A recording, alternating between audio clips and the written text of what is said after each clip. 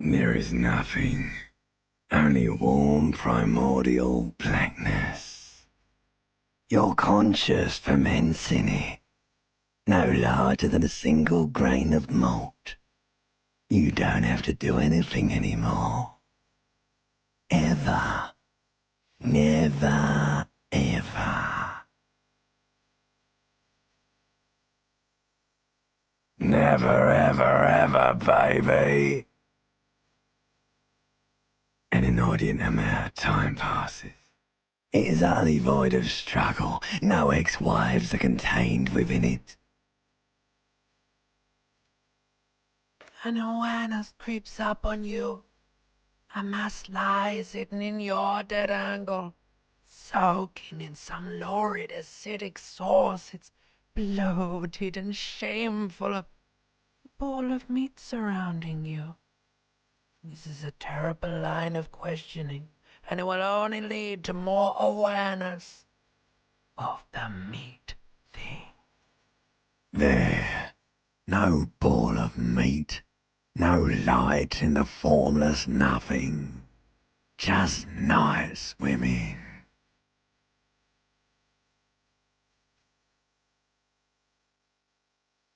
I know you do, baby.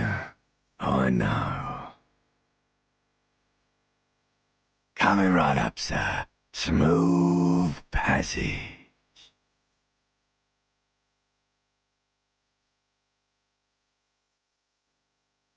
Do you really?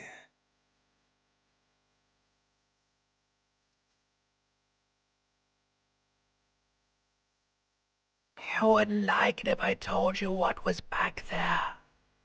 Why'd you think you had to bludgeon yourself into oblivion? Or did you not sense yourself marinating? Poured so much on yourself, got a bit carried away, did we, chef? Somewhere in the sore, bloated man meat around you. A sensation. Like a fly to the ointment, your conscience sticks to it. The limbed and headed machine of pain and undignified suffering is firing up again. It wants to walk the desert, hurting, longing, dancing to disco music. The stench of liquor rises from your mouth, and with it, an ungodly headache.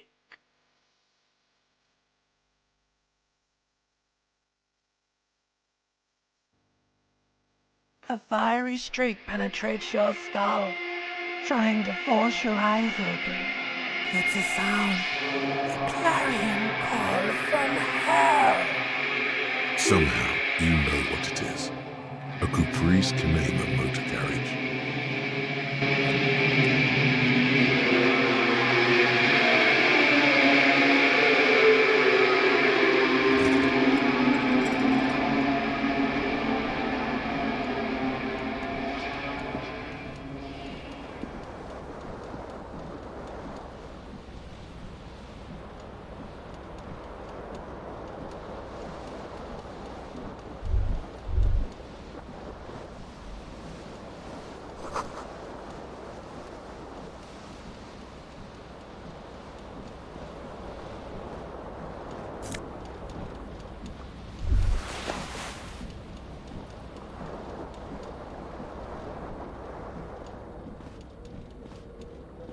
The window stands broken in its frame.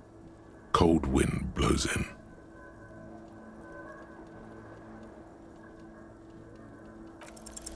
What do you mean, assess the damage?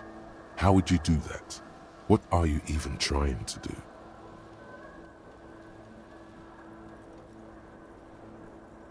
The morning light hurts your eyes. It's hazy, but you see the ocean and some war-torn buildings. You hear a jingle. Keys are clinking in the pocket of your flare-cut pants. It says, whirling in rags, on the aluminium key ring. There is a single key on the ring.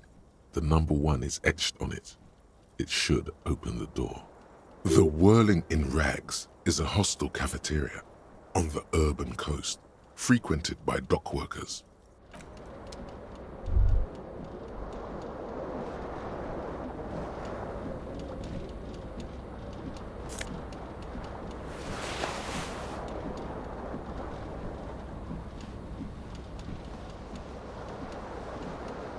This fan has 2 chain pull switches. One ends in a tiny fan, the other in a light bulb. A truly horrific necktie has somehow attached itself to one of the blades. You swoop up and catch the tie. Snap! It's released from the blade. What you have in your hand is a truly hideous necktie with 4 or 5 different patterns. The knot reminds you of a noose. The blades come squeaking to a halt. A terrible mistake. Turn the lights off immediately. You can practically feel the photons burning a hole in your brain. Your eyes burn with photosensitivity. It's not good.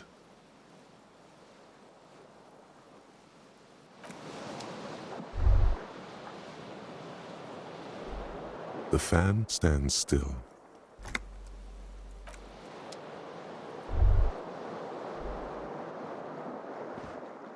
The window stands broken in its frame.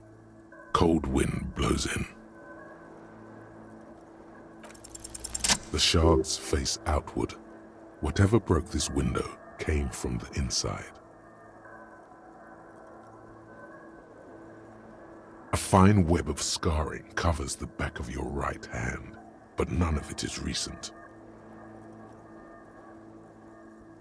More likely a projectile than a held object. There are no fragments on the floor from pulling a tool back in after impact. It is too large for a bullet, yet too small for a piece of furniture. You're looking for something heavy and larger than your fist. Like the green shoe that's on the hat rack in the corner, which, coincidentally, is missing its friend. Congratulations, you smashed the window with your own shoe. Now you only have one. If you're lucky, you can still find the other on the balcony outside. The door to it should be outside your room.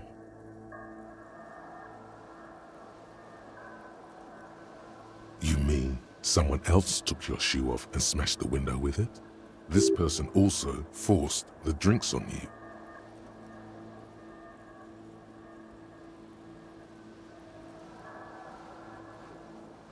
A cool wind gushes in. Your toes curl up from the cold.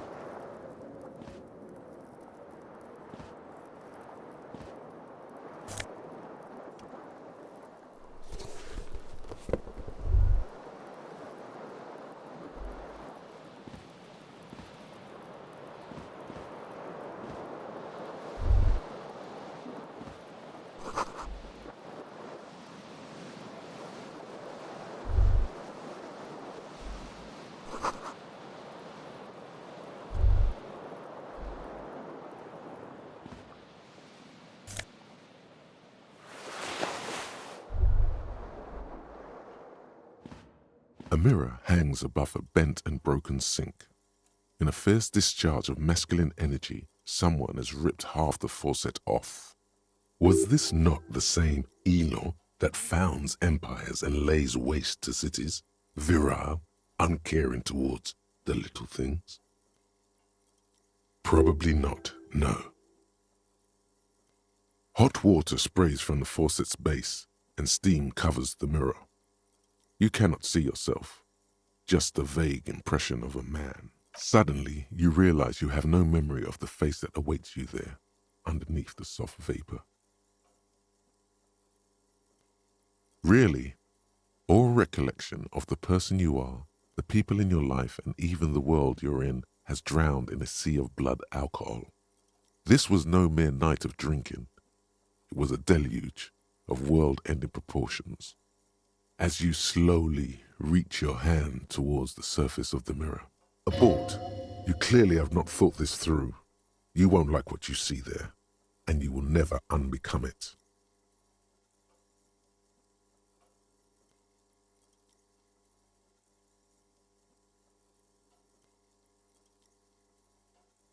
Yeah, there is definitely something wrong with it.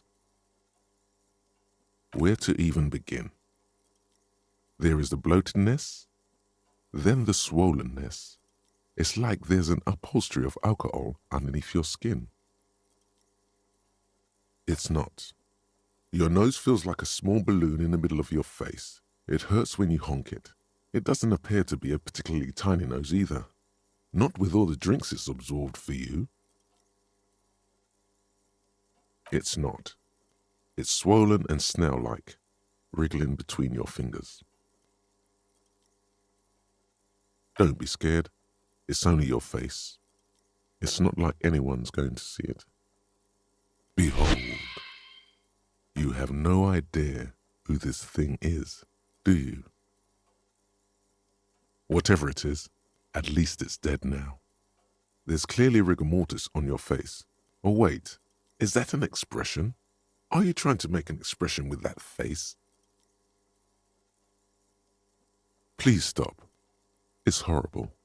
You're scaring yourself.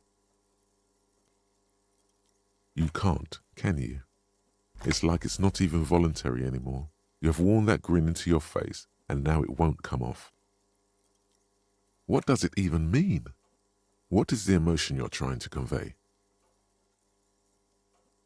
You should check yourself for a pulse, superstar. From here it looks like a cadaverous spasm. You find no sign of life on your swollen neck. However, putting your hand on your chest reveals an irregular heartbeat. You appear to be alive, for now.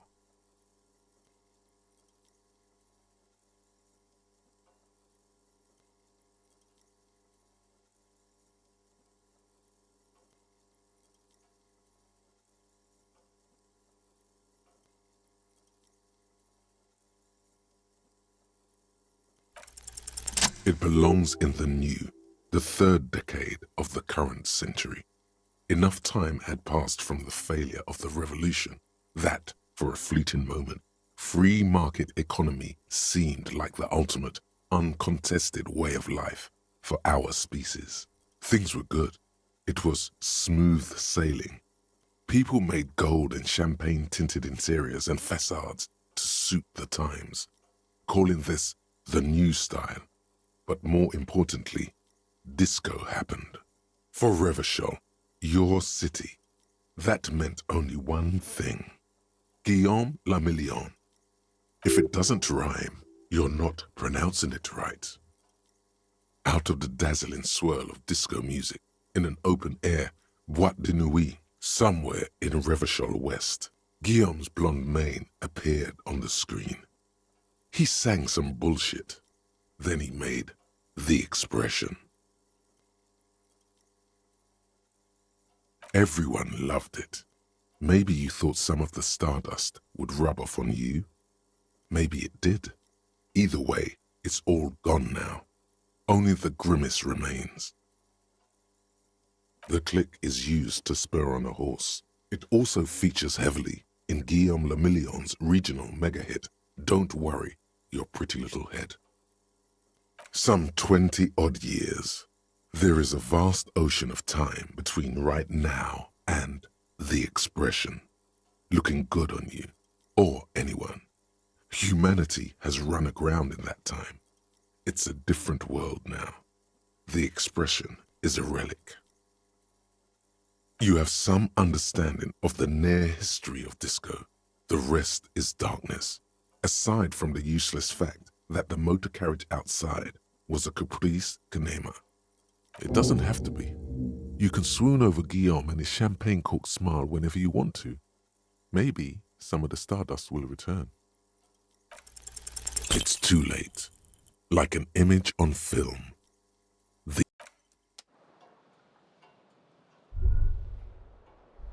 A mirror hangs on the bathroom wall. In it,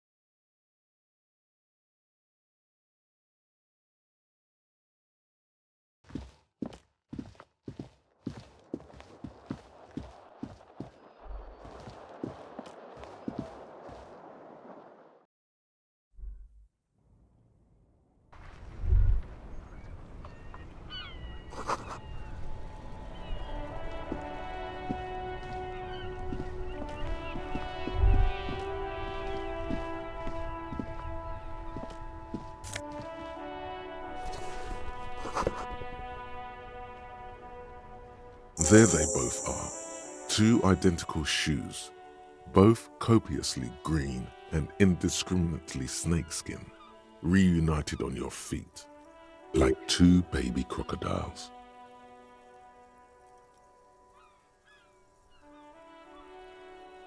It's pretty clear a normal cop is not what you are.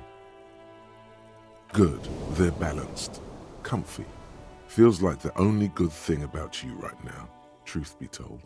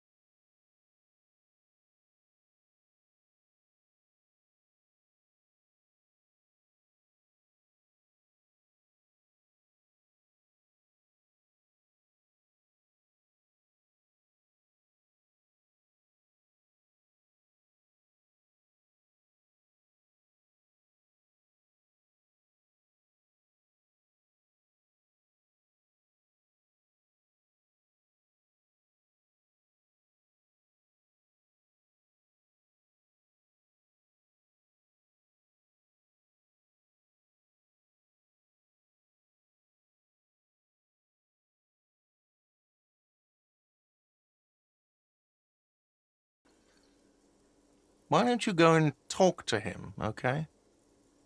He pretends not to hear you, concentrating on the bird instead.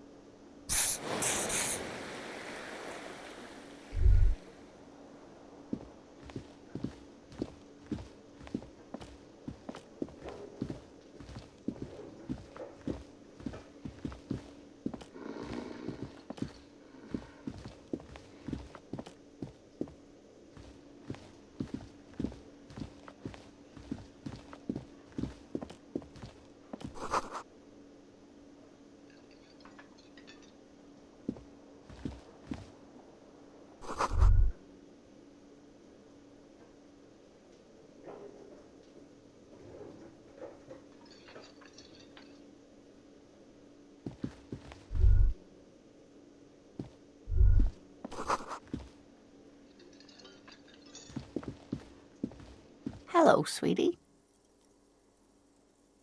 You shouldn't keep your colleague waiting.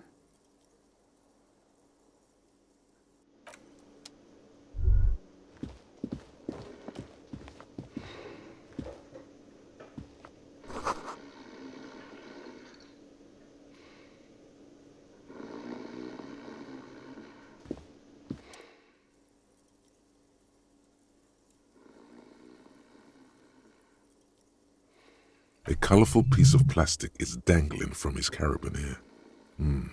Makes your fingers itch. On the counter, rolled out of his open hand, you see a blister pack of headache medicine.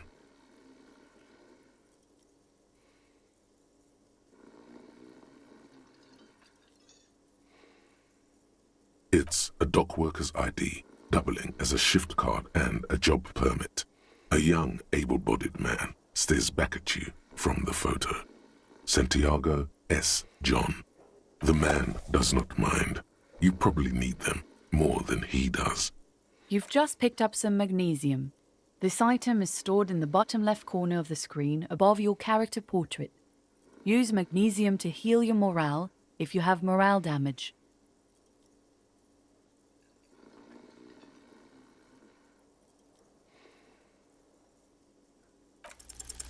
Your fingers find their way into the shackle, flicking open its spring-loaded gate.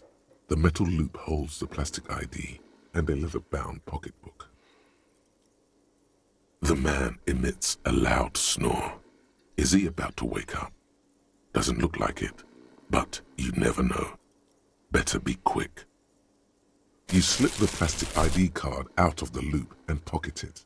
The man continues to snore. Just for the record, you look nothing like the man on the document. You find a black paper note with a woman's profile on it.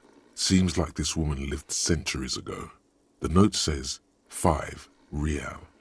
It feels nice and greasy. The sleeping dock worker has little to say about your actions. He remains silent.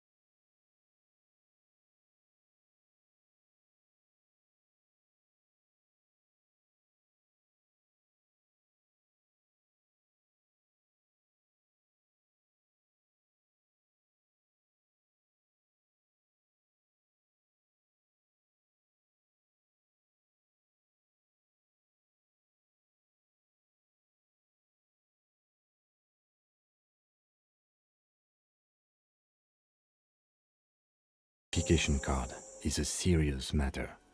My vehicle has a shortwave. You can use it to report your badge missing. I would advise you to locate it as quickly as possible. But getting the body down should still take precedence.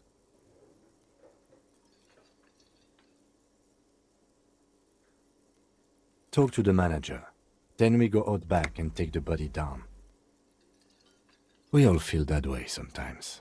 There is no such thing as a police officer, I'm afraid.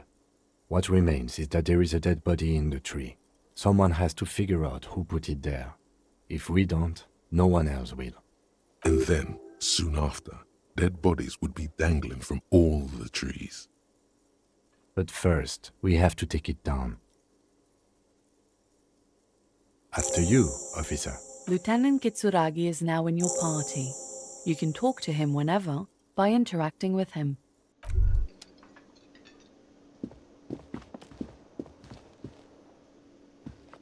The theme on that pinball machine is a standard royalist theme, used on everything from pinball cabinets to full-flavor cigarettes. Clinging to a picture book version of the past century, waiting for the king to come back and cast out all the profiteers and homosexuals. Basically, imagine a yellow plastic crown with a liquor brand emblazoned on it.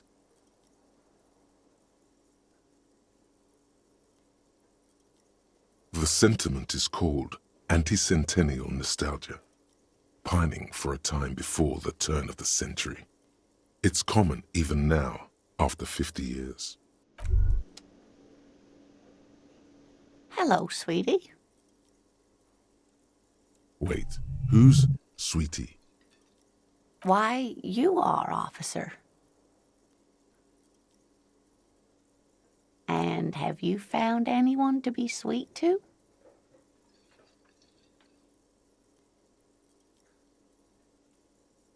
You rascal. I'm too old for you, and too married besides. You must forgive me. I'm getting so scatterbrained. I completely forgot to introduce myself. I'm Lena. My husband Morel and I are staying with our friend Gary just down the street, but I come here for tea when they're away. This Lena is wacky enough for the motley crew. Hire her on the spot. Yes, dear. I'm a paraplegic. A paraplegic is someone with limited or no ability to use the lower half of their body. Paraplegia is caused by spinal cord injuries, like falling from a great height, or a grenade explosion. No, dear. I'm not quite that old, although I was injured in the line of duty. Nothing so extravagant, dear. Though what young girl doesn't dream of soaring over a crowd? I was a training and development manager at a rapidly expanding mail-order shoe company. You'd think it would be a safe job, but I had to be everywhere, and, well, once I happened to be under some faulty scaffolding. I was lucky. This was almost 20 years ago, and I was compensated exceptionally well. One can only dream of such payoffs nowadays.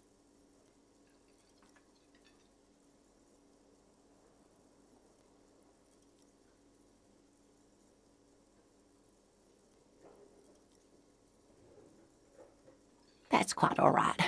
I'm used to people asking questions. I know they're thinking about it anyway.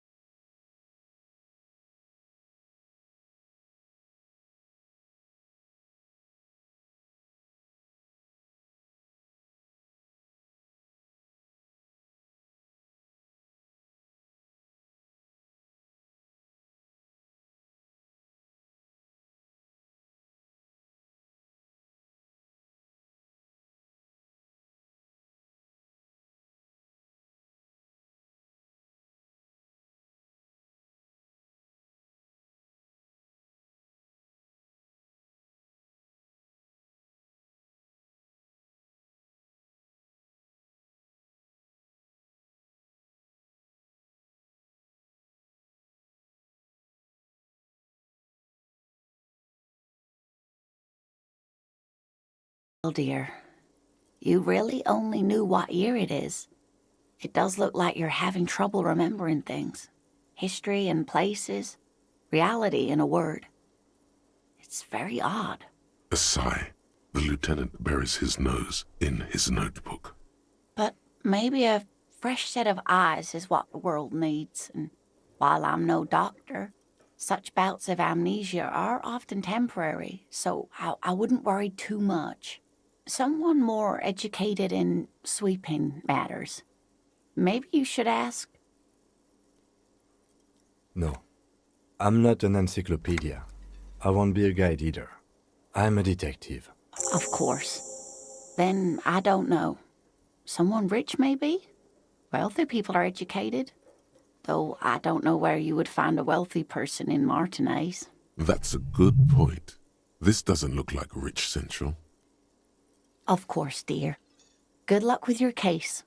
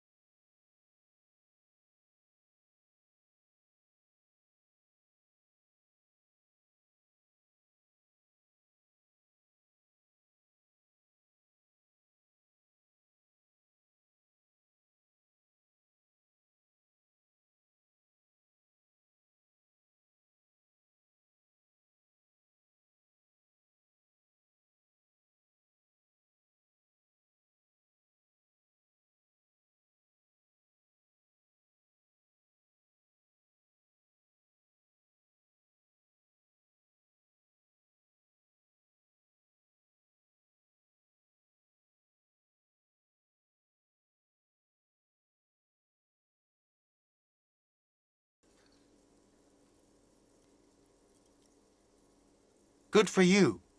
Was there something else? I'd like to get back to what I was doing. I don't know who killed him. I'm not the police. That's your job. This is it. He said they hoisted him up on a tree. Who is this they, if he doesn't know? Oh, people are saying it was the union dock workers, that it was a lynching. The locals, the customers, the people who eat here, a lot of dock workers eat here. Sylvie told me everyone knows the dock workers did it. Did the debarders themselves tell her this, or is it a rumor? I don't really know. You'll have to ask her. I would suppose it's because they have nothing better to do. You mean the strike? Yes, the strike. The man they hanged was a security guard for the harbour company, I hear. A mercenary. The unionistas probably thought they'd send a message. What are you, crazy? Of course I didn't kill him. The lieutenant turns the page in the little notebook he's been scribbling in. Let's go. Not so fast. You owe me 130 real.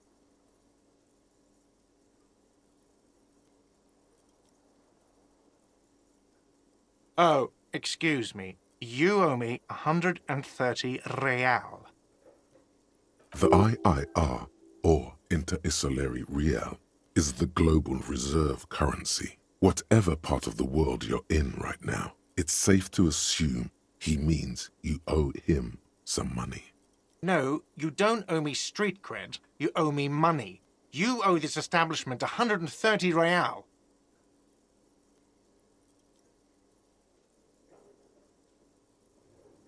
Let's see. 3 nights at a tariff of 20 real comes to 60 real. Then there's the window you annihilated. The hole in the window was the first thing I saw when I came to work. So don't try to tell me you didn't. That will be 40 real in damages. Another thing you've annihilated is half the bar. You've run a tab of 30 real. Actually more, but we'll round it down to 30 for your hard work maintaining the stability and order of Revachol. That's 60 plus 40 plus 30 equals 130 real. And yes, real is still money. What are you, a philosopher?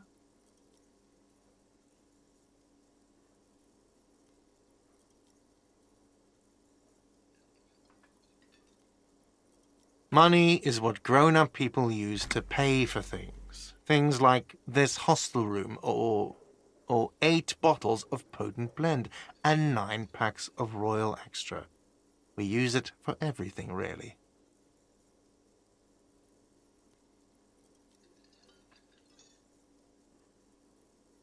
Yes, it is.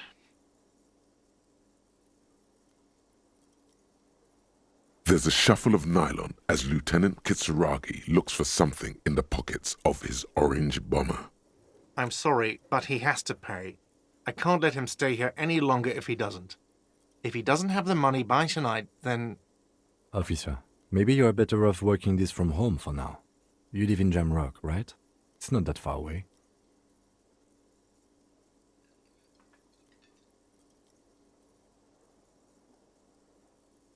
Officer, you really need to take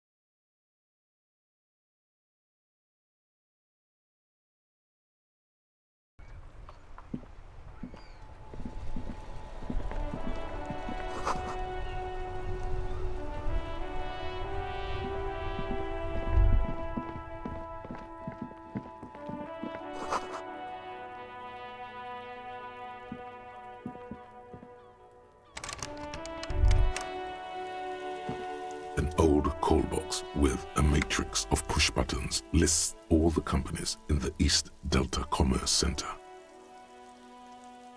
An off-key melody starts playing after you ring the doorbell. Then a woman picks up the receiver. Kuno, please stop calling here. Grown-ups don't have time for your stupid games. Oh, I'm sorry, officer. I thought you were... But the doorbell is broken, and the bookstore shouldn't even be on the list anymore, so I can't help you. Please don't call here again. Thanks. A single beep indicates that the line has gone dead. You ring the doorbell, but no one answers. What an ominous name for a hair salon. Doesn't bode well for anyone's hair. All you hear is static, but no one answers the call. You ring the doorbell, but nothing happens. You wait for a minute or two, but all you get from the call box is silence. No one answers the call. Looks like someone has melted half the plastic off with a lighter. The doorbell doesn't work anymore. You hear static from the intercom speaker. It sounds as if someone has picked up the receiver but isn't saying anything. You can almost hear them breathe. Yes, hello. This is Tricentennial Electric. Have you come to place an order? She sounds almost antique, as if her voice was being played off an old wax cylinder. A receiver must not be working properly. Wait, but what happened to Slipstream SCA? There's no Tricentennial Electrics on the list.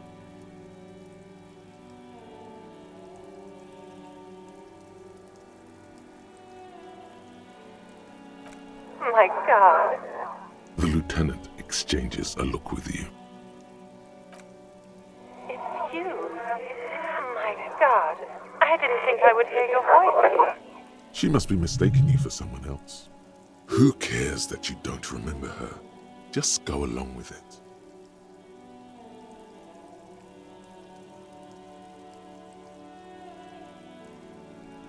Michelle, just please.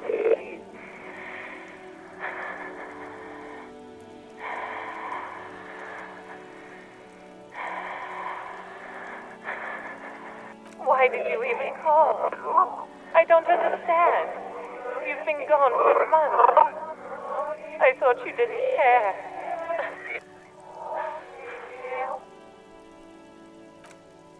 Ever since I came to work here, it's different. As if my mind's been wiped clean. A spot of static overrides her words. When she speaks again, it sounds like she's submerged. It's so nice. It's so nice to be able to finally meet again.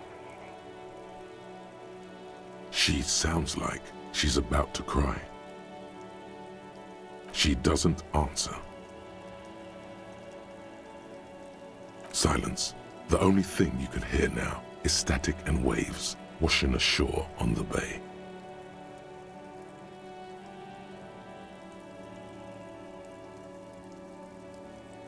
Another seagull passes by. It's getting cold standing here, staring at the silent call box. It must have been some kind of faulty wiring. We should maybe stop playing with this doorbell. It looks ancient.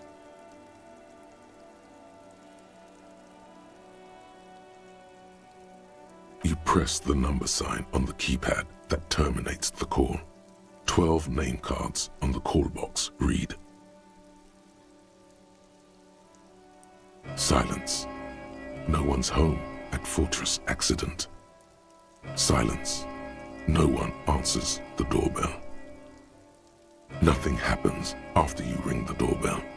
They don't want to talk to you. Silence.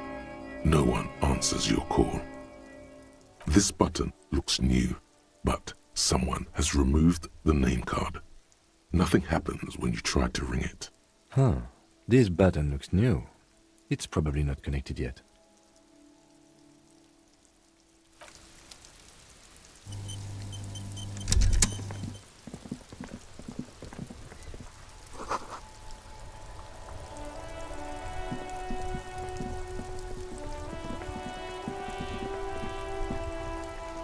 This Postlavantorie mail collection box has been heavily vandalized with graffito. A closer inspection reveals 2 bullet holes in the front.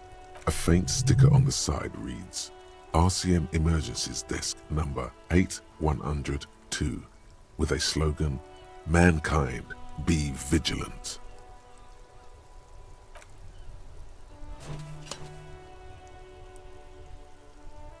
The box seems happy. Eat shit pig, fucked by the coon, and St. G with a crown have been scribbled on it. Jenny is a whore, and best set mailbox also. The mailbox does not know how to man up. It is an inanimate object.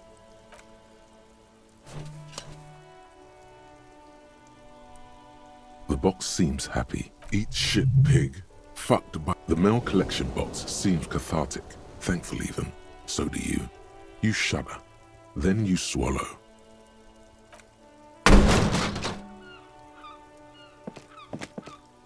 There is a hollow ring as you kick the box.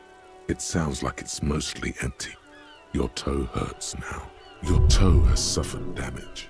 It hurts. Cool. You really showed that mail collection box. He does not actually think it's cool. If anything, the lieutenant feels sorry for the poor box. He's leaning in to inspect the layers of graffito that deface it. I don't. Let's go.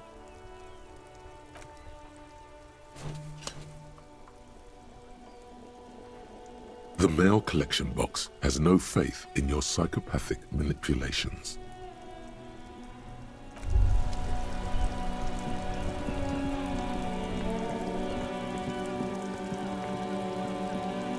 You see a set of tire tracks in the brown slush that covers the plaza mosaic. Cop habit. You look at everything. This isn't case related, you think. Hard to say. Your vision is blurred and you're having difficulty concentrating thanks to your relentless hangover. The tire tracks were left here by an unknown event that took place some days ago. It's a message, written in the language of burnt rubber. Some of that rubber stuck to the tiles right in front of the whirling in rags. This is point A. The driver started there, and then accelerated straight into the fence, left a hole big enough for the Franco-Nigerian cavalry, according to the cafeteria manager. The driver proceeded to back out of the yard, barely stopping before hitting the adjacent building, before heading south. Must have been in a hurry. You are correct. This is a rather motor carriage-friendly city. I'm not sure. There are plenty of traffic accidents waiting to happen in Martinez. With the jam right here on the roundabout, I would keep them separate. You could follow the track south. There seems to be a canal there. See where they went, if you find the time.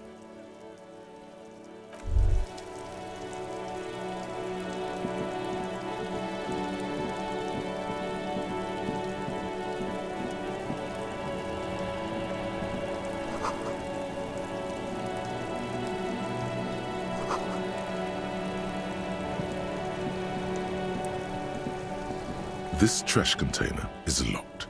The sliding lid has a padlock that says, whirling in rags. Just a trash container? There is no such thing. Your fingers start to itch just looking at that padlock. We could try using a pry bar. There's one in my motor carriage, or we could ask for a key from the manager of the Whirling in Rags. He probably has one. He might also have information. This is better than the pry bar idea.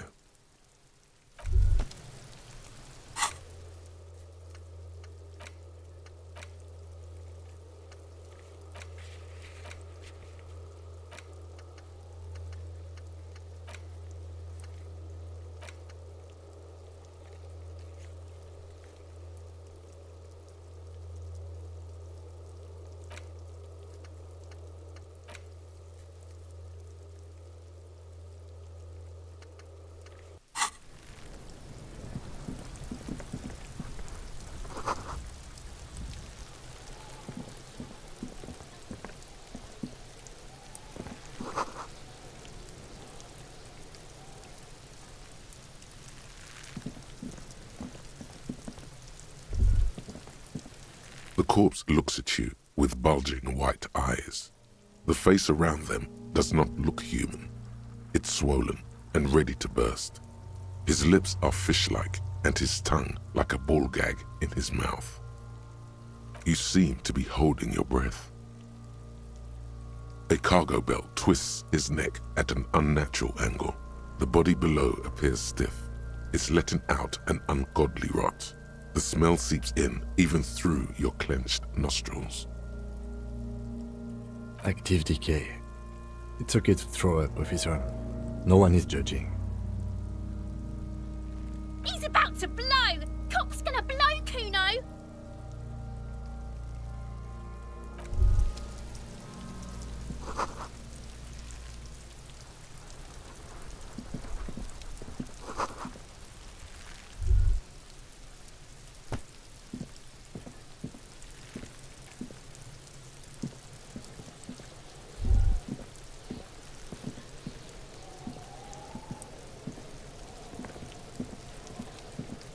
There are several footprints in the mud, left by work boots.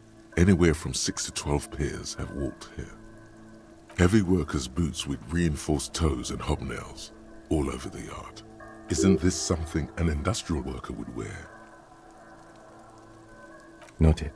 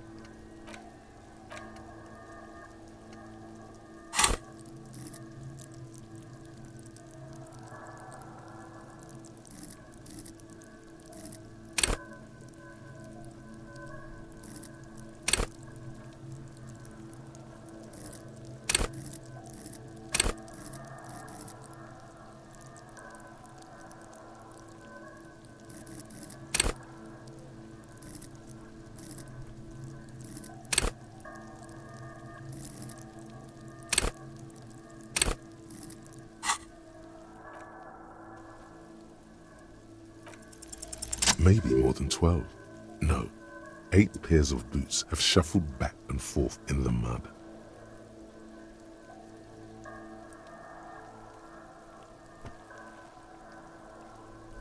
One, standard work boot, steel reinforced toes, number 46. 2, standard work boot, steel reinforced toes, number 44. 3, hobnailed work boot, steel reinforced toes, number 43. 4, standard work boot, number 45 or 46. You don't know. It's a miracle you can tell the prints apart as it is. The cold must have preserved them. 5, another standard work boot, steel reinforced toes, number 44. 6, an aberration, light as air, even pace, same make of boot, but number 41. Impossible to tell. Could also have been an adolescent. The gait is undeveloped. You're not bad. It's as if the whole world darkens. Everything else has a thin film of unimportance on it, and the tracks burn in the middle of it, in a strange, beautiful way. 7, the glowing outline of a standard work boot, number 46, but the imprints are twice as deep as the others. The weight exceeds 200 kilograms. 8, and yet another standard work boot, number 44. There's an aberration in the pattern of the sole, however. The right sole is smoother, more. How many?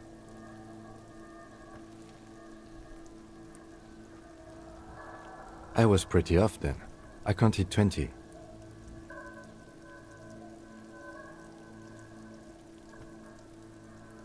I never got the hang of it. Hyperopia. Do you see anything out of the ordinary? A woman Or a kid?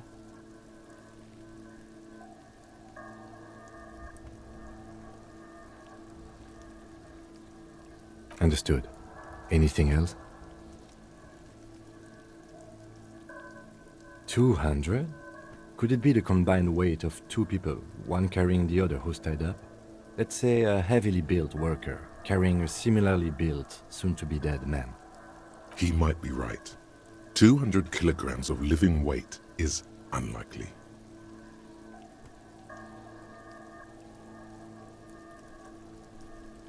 Possibly, yes. But why?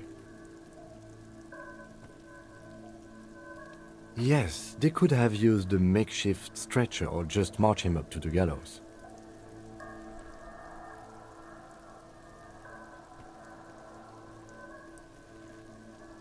You have a point there. Anyway, it's something to consider. What else can you see? Interesting. Let's name it the Odd Soul. Someone operating a workbench with a pedal? Like a joiner at the harbor. Or maybe a drummer?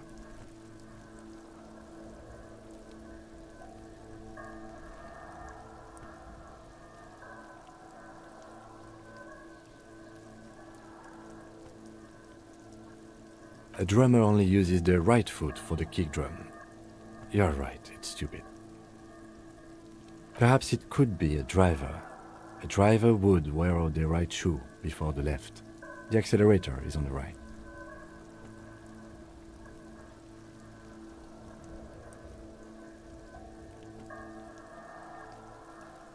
We should keep our eyes open around the traffic jam.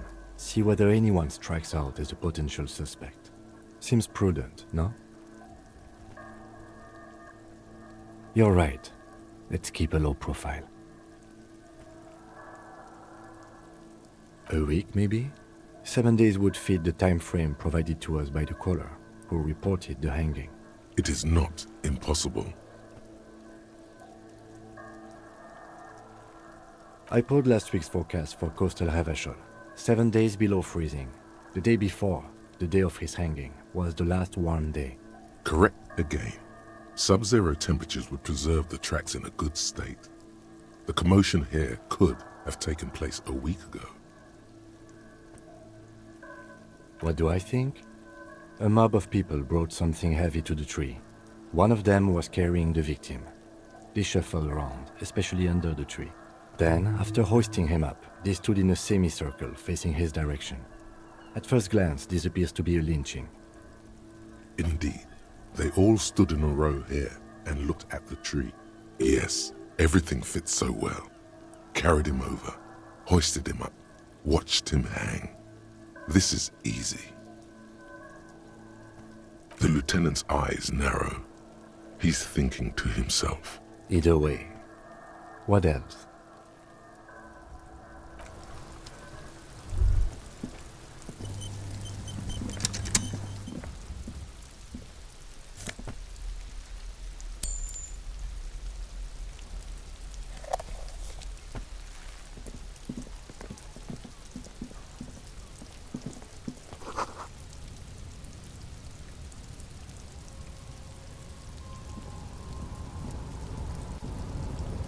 An inconspicuous pile of the roofing material, Eternite.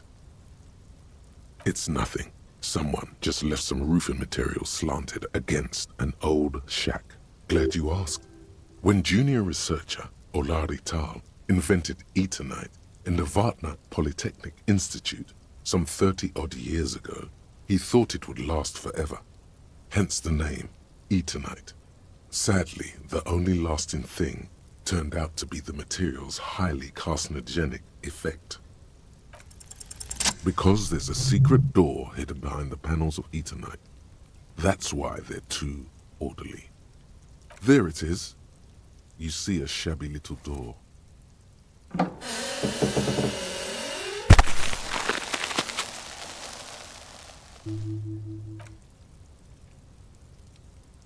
What is this then? A tool shed? Let's investigate.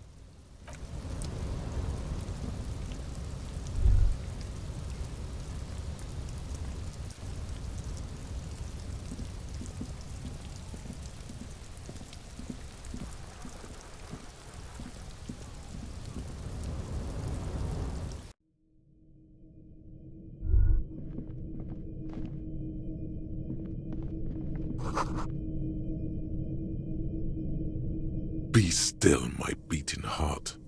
It's amphetamine, sweet amphetamine. The lieutenant isn't studying the powder in the mirror. He's studying you. There's a good vague way to ask where he stands on drug use. Professionally, I mean.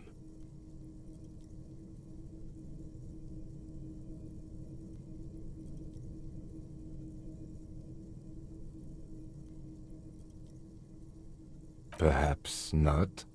This is below our pay grade, detective. However, see that ladder there? It's probably another way into the industrial harbor, no? A secret path the local kids use.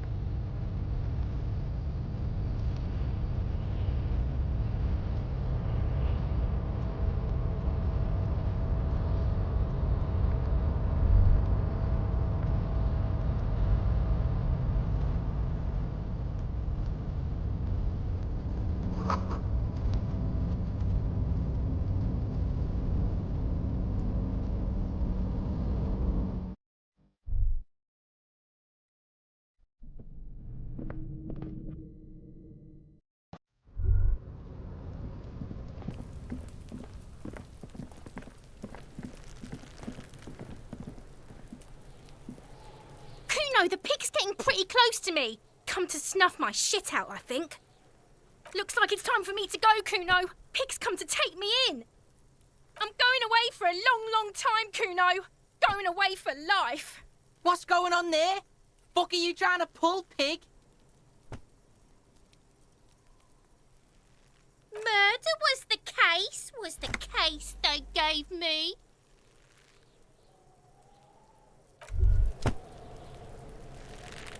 I'll die before I squeal, pig. What's this kid shit? Fucking mind games. I'd rather die than squeal. Get the fuck out of here, face. You got done. Talk to me. So it's a girl. Interesting.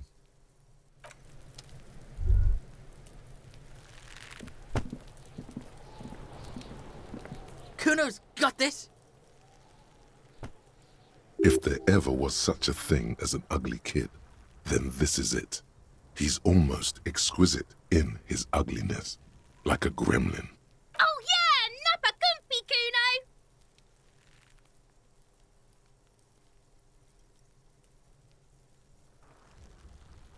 Can't talk, pig. Shit's coming up strong. Throwing rocks. Shit coming up strong. That sounds good. Joyous. You should hang out with this kid and see what that juicy shit is all about. I mean drugs. The kid's on drugs. Yeah, Kuno, ride the lightning, Kuno. Kuno's riding it, see? The rake, Kuno. You should throw the rake at him, Kuno. The fuck? Does Kuno know what a rake is? Kuno's not a gardener. The fuck are you talking about?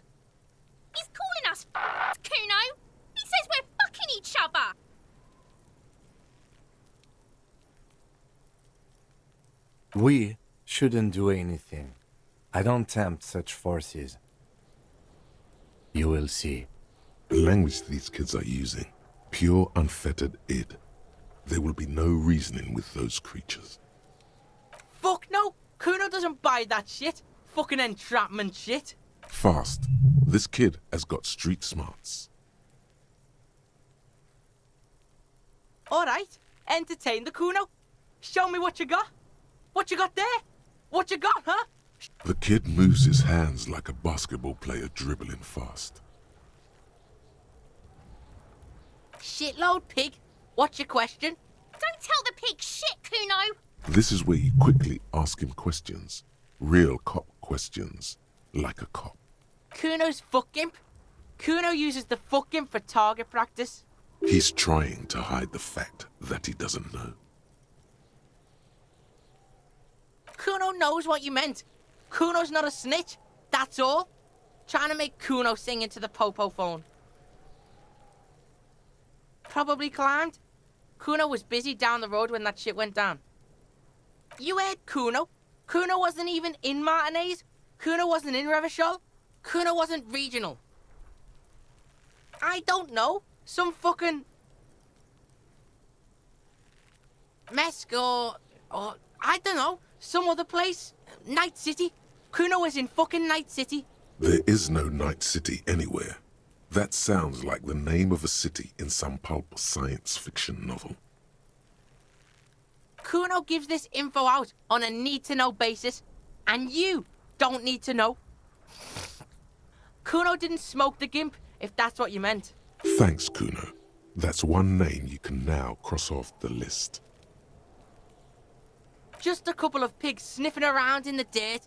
That seems pretty fucking suspicious to Kuno. Yeah, you tell the faggoty, Kuno. You're testing Kuno's patience here. Get lost,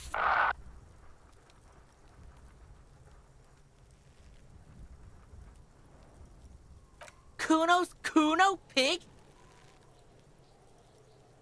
It's always Kuno, never I. Clearly the kid's using the third-person perspective as a shield. Yeah, Kuno's in a fucking gang. In a bang gang. Kuno bangs for Magie, bangs for Mazda, bangs for Revachol. watch out, Kuno! He's trying to fiddle you! He's gonna put his hands on you! Help! Pig's got Kuno! Help! Rape! Help! He's got the Kuno, help! Everyone can hear. You need to get the hell out of here before.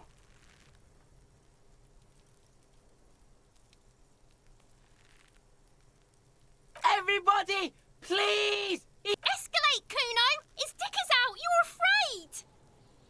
Pigs in here, Kuno! Somebody, please!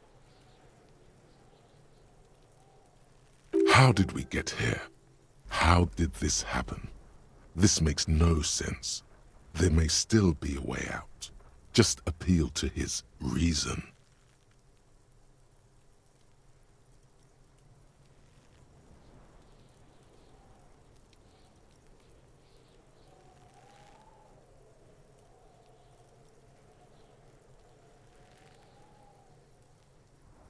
Look. For emphasis, a ghost is saying this. A shit-eating psychopathic ghost with an ace up his sleeve. I know you wanted to hit me. You got that I'm gonna fuck that Kuno up look that Kuno's dad gets. The murder look. The rage look. Relax. He can't read your mind. He doesn't know you were thinking that. There's a dead body, remember? That's what you were doing here. You're a cop on a case. I know what you thought. I'm gonna fuck that Kuno up. I'm gonna shut that shit down. You know what? You should've, because now... You're nothing. You're a joke to Kuno. Kuno laughs at you. King Kuno! Kuno turned you into his prison, bitch! You're gonna be in this shit with Kuno! No, you're not. We can just leave. Bitch, you're gonna be in this shit with Kuno forever! A peepo is a type of hat, by the way. You don't talk to me about my fucking peeper. You don't know where I come from. You just Kuno's bottom bitch. Okay, Kuno is kind to his bitch. Ask your questions, but remember, this changes shit. Click, click, click, click.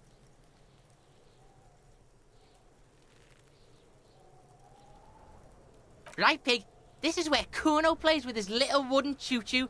What do you want with it?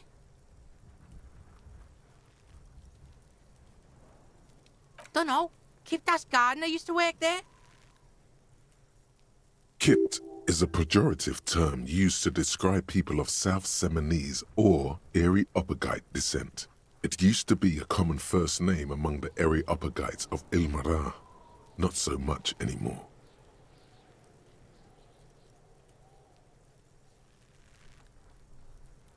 Look, Kuno doesn't explain shit. Kuno just says shit. Yeah, her. What was she doing in the greenhouse in March anyway? What kind of gardening is done in March? Fish is sometimes used to fertilize the soil a few weeks before planting something. Maybe she was preparing the garden beds.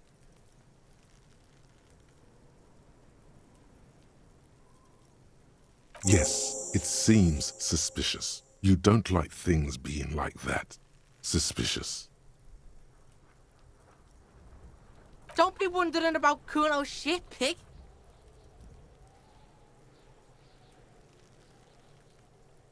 Yes, absolutely. Why the fuck are you telling this shit to Kuno? Look at that fucking shit! You're trying to get Kuno killed! Fuck does Kuno know? Kuno's not a fucking acrobat. The lieutenant takes a quick note in his notebook. It's a trap, Kuno! Don't climb it, Kuno! Yeah, whatever. Kuno doesn't give a shit.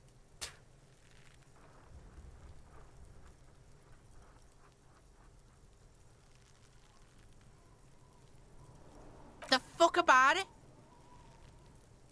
You're testing Kuno. Get lost, Yeah, the kingdom of Kuno. Yeah, whatever. Kuno doesn't give a shit. You found Kuno's secret door to Kuno's secret shack. It was closed for 5,000 years. How the fuck did you get in? And then what? You fucking there. You fucking Kuno's kingdom. He's trying to fuck at you again, Kuno! Oh, that? Kuno decapitates pigs. That's just a Kuno demo tape. Yeah, to the both of you, watch your ass in Kuno's town, or Kuno's gonna fuck your head off.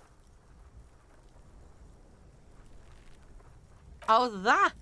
Kuno decapitates pigs. That's just a Kuno demo tape.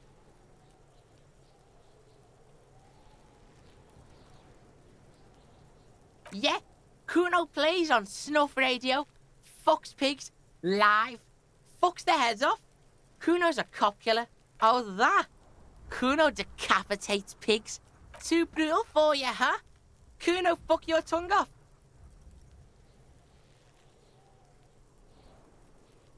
Of course you want back in there. Everyone wants back in there. That's where Kuno gets his daily hit of electric. Kuno Shazam. Kuno rides the fucking lightning in there, pig. Bet you'd like to ride the lightning too, wouldn't you? You feel tired and old, but you could have that sparkle in your eyes. It's a vitamin, pig. Don't you know anything? You could use some. Yeah, it's the mag. You fucking need that shit to stay on top of your game. Kuno goes through like a tube a day, rips mag like a motherfucker, and you could use a battle. Oh, don't teach him, Kuno! He's gonna use it against you, Kuno!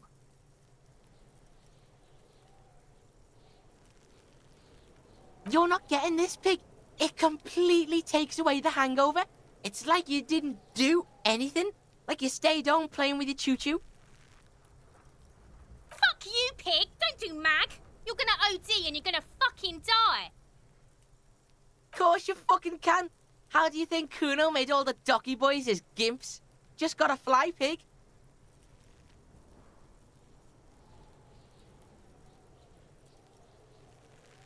Not for you, pig. Kuno can't wait to see you get all scared and shit your pants. Kuno can't wait to see you shit your fat pants! That's all there is to it then. Don't be a pansy. Just jump. Good call, Pigmeister. Don't come and talk to Kuno about his kingdom. The fuck do you want with it? Good call, Pigmeister. Kuno doesn't...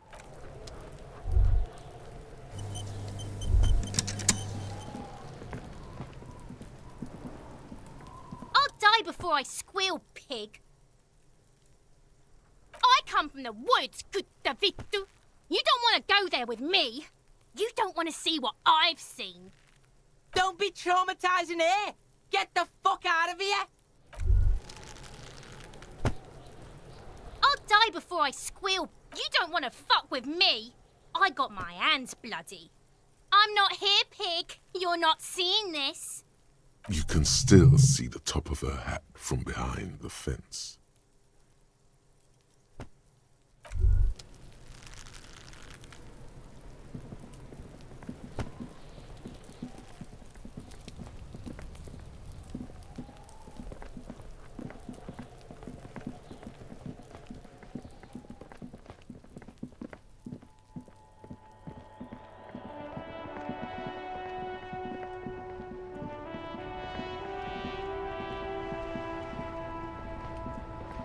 Before you stands a motor carriage. The bodywork is covered in blue and white livery, bearing the number. Vapor emanates from the large engine on the back of the vehicle. It hasn't had time to cool off yet. This must be the infernal machine that tore you from oblivion. The Caprice Kinema motor carriage. In the cabin, you are welcomed by a set of steering levers, a radio microphone on a hook, a pull-out toolbox under the seat, and the soft glow of the fuel preheater gauge. A scent of leatherwork and heavy fuel oils washes over you.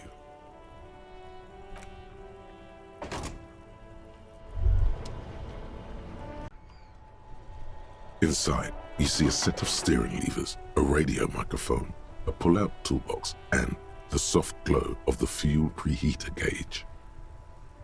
The frequency tableau lights up, and a green button labeled Prime Line glows like a feline eye. And then you hear something. The soft purr of electrical kittens, radio waves cast far and wide over the metropolis. A woman's voice greets you. This is Precinct 57. Hello, Lieutenant. How may I assist you? Hello, Alice. Please assist our colleague from the 41st Precinct here. I'm putting him on. Operating the radio is easy. Just be confident. You've probably done it 1,000 times. This is Officer Alice Demetri, Precinct 57. How may I assist you? Under the green Prime Line, a yellow saved button catches your eye. You wonder what the Lieutenant's default radio station is. Of course. What is the number, officer?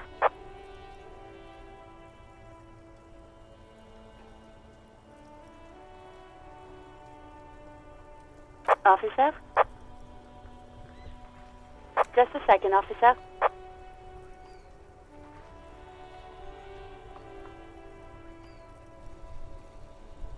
(10-2, 10-5). This is 41st. Come in. Over. The man uses relay code. You've got this. You're a cop, and cops know relay code.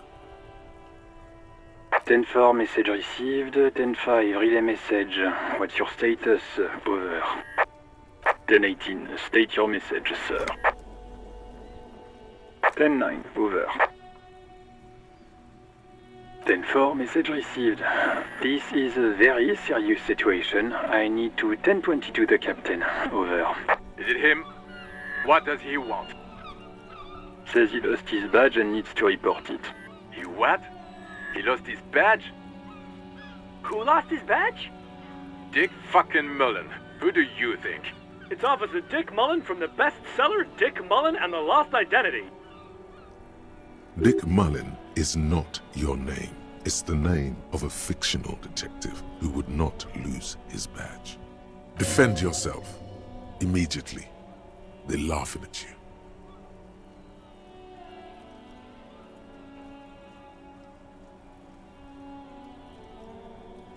Stanford, I hear you, officer. I'm just going to make a note here that you are in pursuit of your misplaced badge. Over. Fuck me. Mac, come here. You've got to hear this. Dick Mullen lost his badge. What's going on? Super Cop here lost his badge. He lost his what now? His badge. He lost his goddamn fucking badge. He asks you to please stop saying he lost his badge. Why? Did he find it? Sergeant Orson was wondering if you found your badge yet. You don't have a comeback. Sorry. It's hard to think like this. He's not replying. Looks like he's still looking for it.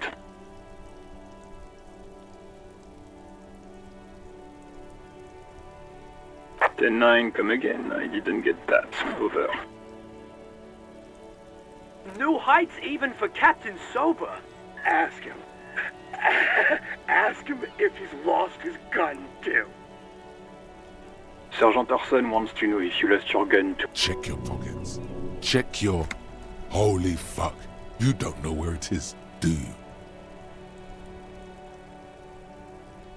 No. It's gone. It's not fucking on you. 10-9, come in, officer. Did you get my question? We were wondering about your gun. Over. Lying over the phone? It's easy. Just say it like it's the truth. And then it becomes it. He says he didn't. Thank God for that. That would have been a nightmare.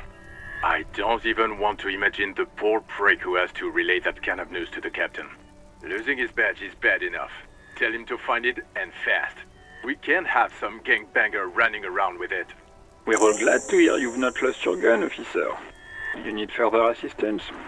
Over. 10-4, I hear you. I don't have the authority to grant your request, but... What does he want now? He's asking for money. Is he fucking kidding? I don't think he is. Don't give that asshole anything. He's just gonna drink it all. Right. That's a negative on the additional funds, sir. Over.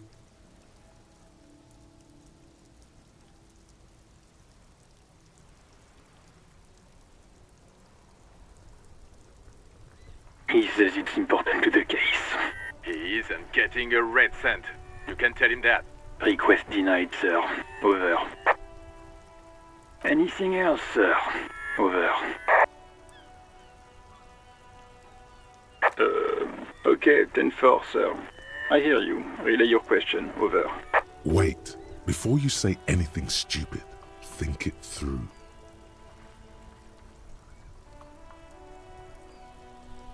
You're going to be looking at a straitjacket if you tell everyone you lost your memory. Be smart about this. Ask if he's there alone. 10-4, sir. I'm not hearing your question.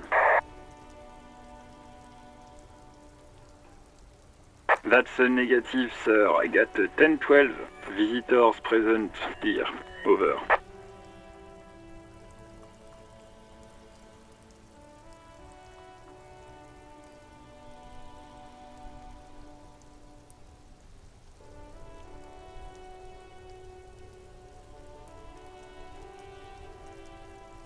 "10-9, repeat message. I didn't get that, sir. Over.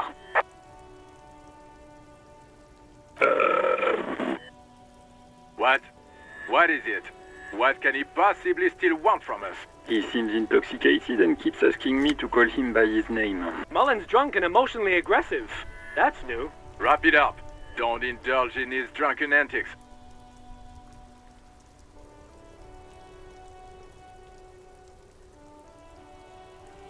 10-4, well, that's, Does he actually want something, or is he hell-bent on disrupting our work? He asked if he ever told me about his days before joining the RCN. For God's sake, cut this shit out! Tell him to stop wasting time and be a goddamn policeman for a change. Sir, Satellite Officer Vicmar says... So, was there anything else? 10. Excuse me, sir? Over. No, sir, I haven't. You're not really keen on mentioning your home life, so I've always assumed things weren't that good on that front. Over. 10-9, repeat. Sir, I will not have you talk to me in this manner. Over. What? What is it? He seems intoxicated and... Mullen's drunk and emotionally aggressive. Wrap it up. Don't indulge in his drunken antics. What? What is it? He's still on... He wants to verify the information on his badge. But of course, it says Dick Mullen, High General of the Revacholian Cavalry Force. Tell him to stop wasting time.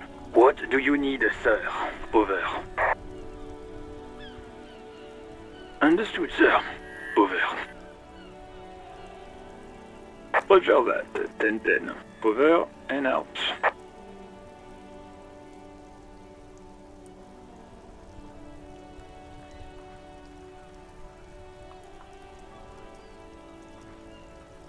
A metallic drawer slides out from under the seat and clicks into place. The tools inside are neatly organized. Take what you need, officer. It's going to be a long case. I'm not protective of my tools, like some men are. The pry bar feels nice and cold in your hand, heavier than you'd think, useful for opening all sorts of doors and lids. The handles are long and sleek. Snap, snap, go the cutters in your hand. You can do good work with these. Cut chains, it's robust, weatherproof and well made. Police issue, blue. Lets you see things in the dark you would otherwise miss. The pull-out toolbox slides back into its nest. Preheater gauge casts a warm glow on the steering levers and the radio on its hook. The white suede feels luxurious under the touch, and the metal clutch handle so very familiar in your palm. As you tap on the gauge, the indicator pin jerks as if startled. It's in the large orange sector, indicating the engine is warm. Next to the gauge is a red switch labeled heat. There's no use pressing the heat button. It won't start without the ignition key. Translation: we're not going anywhere right now. This is Precinct 57. How may I assist you? As always, it's DJ Mesh and Fellatio, and you're listening to Street Freaks FM, bringing you the hottest, the nastiest, the most vulgar. A flock of seagulls takes off nearby, startled by the roaring radio. Right away, the lieutenant reaches into the cabin and turns off the radio. He's not looking at you as he says, Someone must have been messing with the radio, or maybe picked up a random frequency. You wanted a prime line, right?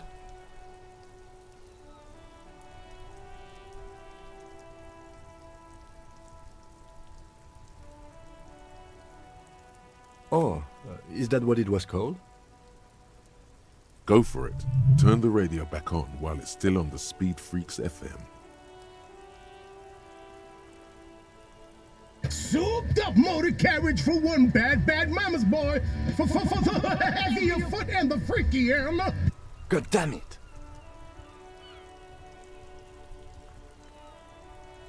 Look, it helps me to stay alert on long nights, okay? It's a method. I'm not some kind of speed freak or...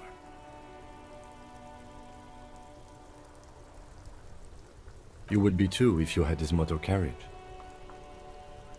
But seriously, let's quit joking around, alright? We have a case to investigate. This is Precinct 57. Can I connect 57th over and out? In the cabin, you see a set of steering levers, a radio on a hook, a pull-out tool.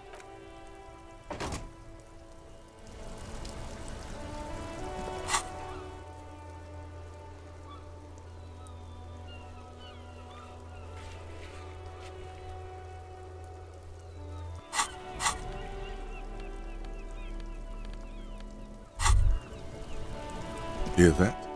Magnesium. That's what you're lacking. The lack of magnesium has you slouched.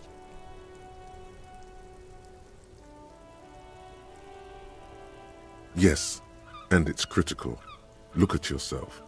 You're practically devolving into a fish due to the lack of magnesium in your bloodstream. You need to get so magged up. You've probably had 2 heart attacks and a minor stroke already, and the only prescription is insane amounts of magnesium. Yes, if you want to live, you need to evolve. You need to transcend the carbon barrier. Go to the apothecary and buy insane amounts of magnesium. It will reverse the damage to your circulatory system.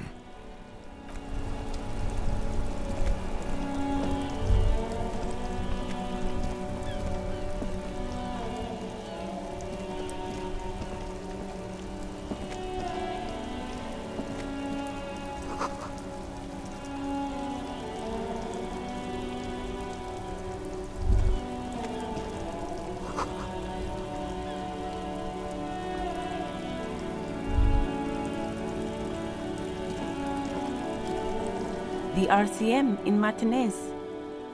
What can I help you with? We don't see a lot of police around here, that's all. Of course. What can I help you with? Well, this might be the last snow we get. At least I hope so.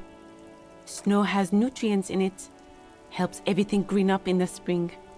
At least that's what my grandma always told me. Yes, think about the cute grandma, not the weird snow.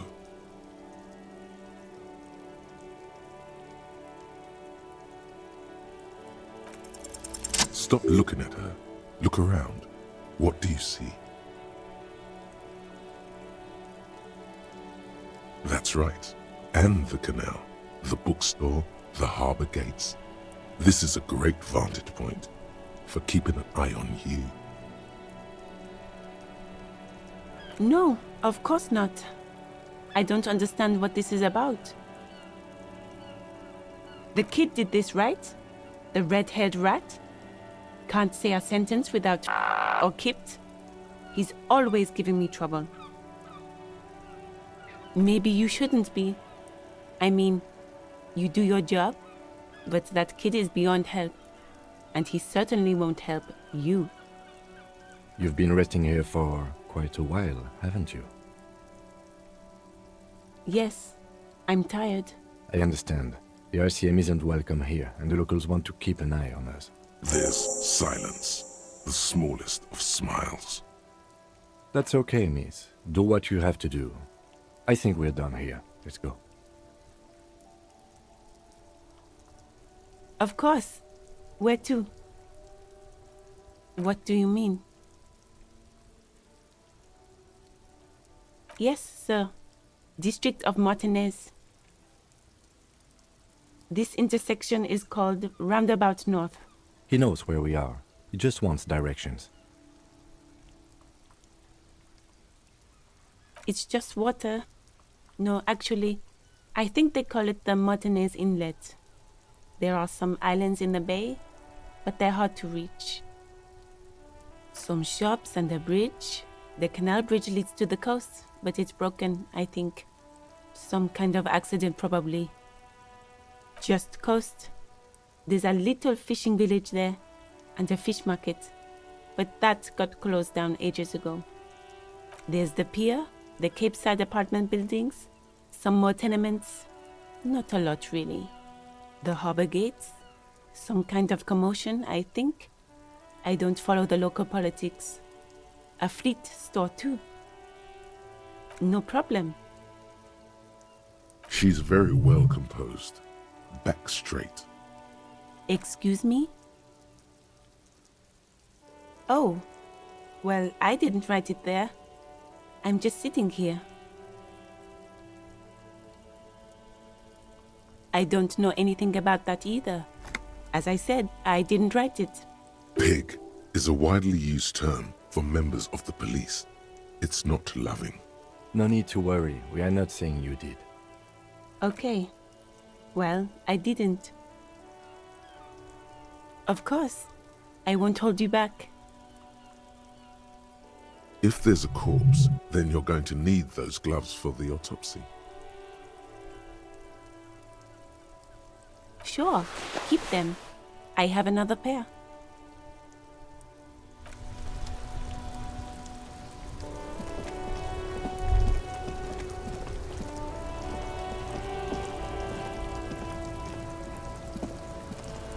I am a gander and a hunter and a gatherer. Feel like a traveler. A simple little cadence. He seems to be making it up as he goes. From another planet. Hey there. You sure are, my man. It's the jam, my man. The air from the east is thick with the smell of crude oils, heavy metals and other byproducts of the modern era. You can almost taste it. It's a traffic jam for the ages. Harbor gates up the street are shut tight, no explanation given. Workers on strike, scabs agitating, an all-around clusterfuck. Meanwhile, we're all stuck here in long-haul limbo for days upon days upon days. Upon days. Yeah, exactly. It's official. He too agrees. This is the antechamber of the afterlife. Feels like forever. Like I was born on this here roundabout and this was all I ever knew. Just me and the metal and the tires, the oil and the fumes of mazout. Mazout is an antiquated term for heavy fuel oils. This man has a barely suppressed performative streak. Or he just likes unusual words. Or both.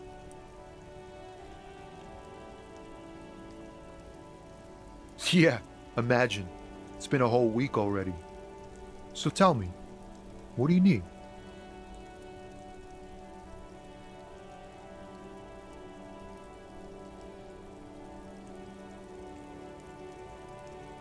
He ain't one of us drivers. I know that. All accounted for. Otherwise, I haven't really asked about that. Been wasting time right here. Keep him busy. It's easy to see he's telling the truth. He's kept his nose out of the dark stuff.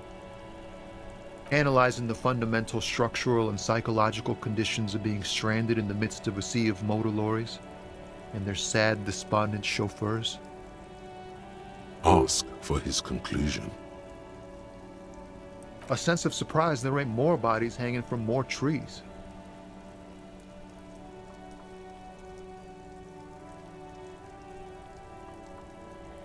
Oh, high-grade narcotics, illegal firearms, stuff like that.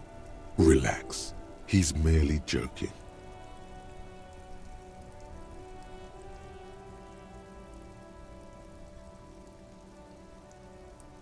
Can't even get a few jokes past you, my man.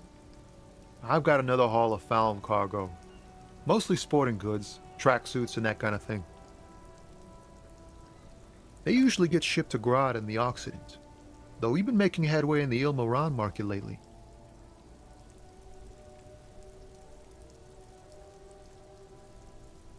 We're pals and all, but I can't just freely hand out the merchandise.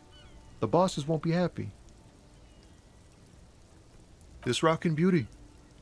Sure is, like a rash you can't get rid of. You interested in heavy-duty cargo machinery? A motor lorry, also called a camion, on Caillou and neighboring islands.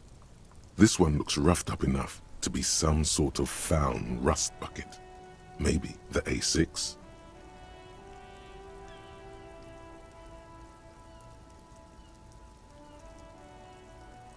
Good eye, my man. Yup, she's an old one, but reliable. Me and her spent a long time together. This rockin' beauty. Sure is, like a rash you can't get rid of.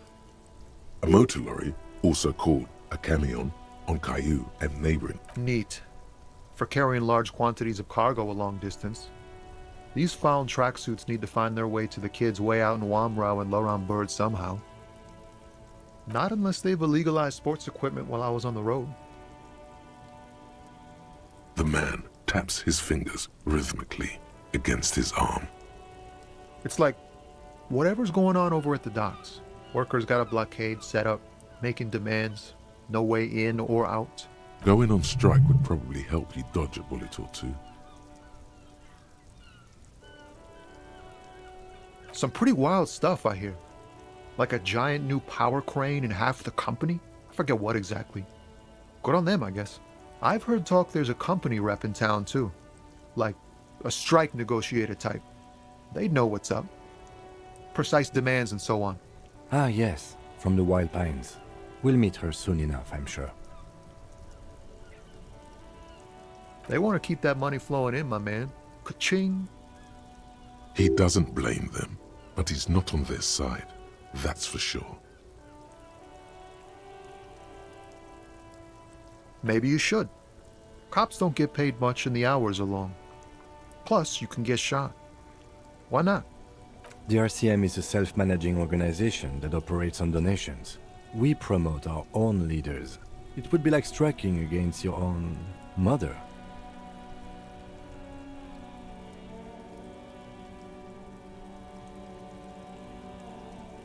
Yes, but do continue. You were asking about the strike? Anything else? Yeah, this ain't really my area of expertise. I just do my job and get paid. I have things to do and places to be. All of us do. Us lorry drivers. Camionneurs. You still hang around here waiting for this mess to end. Most have scurried off somewhere to get drunk or high. Or laid. Not that I blame them, really.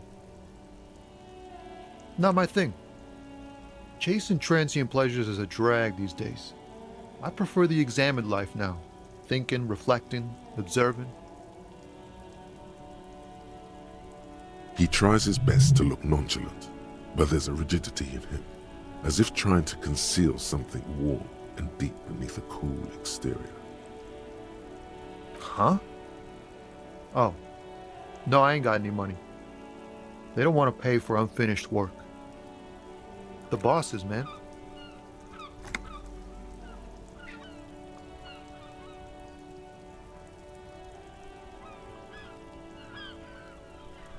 Makes sense. It sucks is what it does. It's like... Going on strike would probably help you dodge a bullet or two. Anything else. Us lorry drive. Not my thing. He tries his best to look nonchalant, but there's a rigidity in him, as if... Don't be a stranger.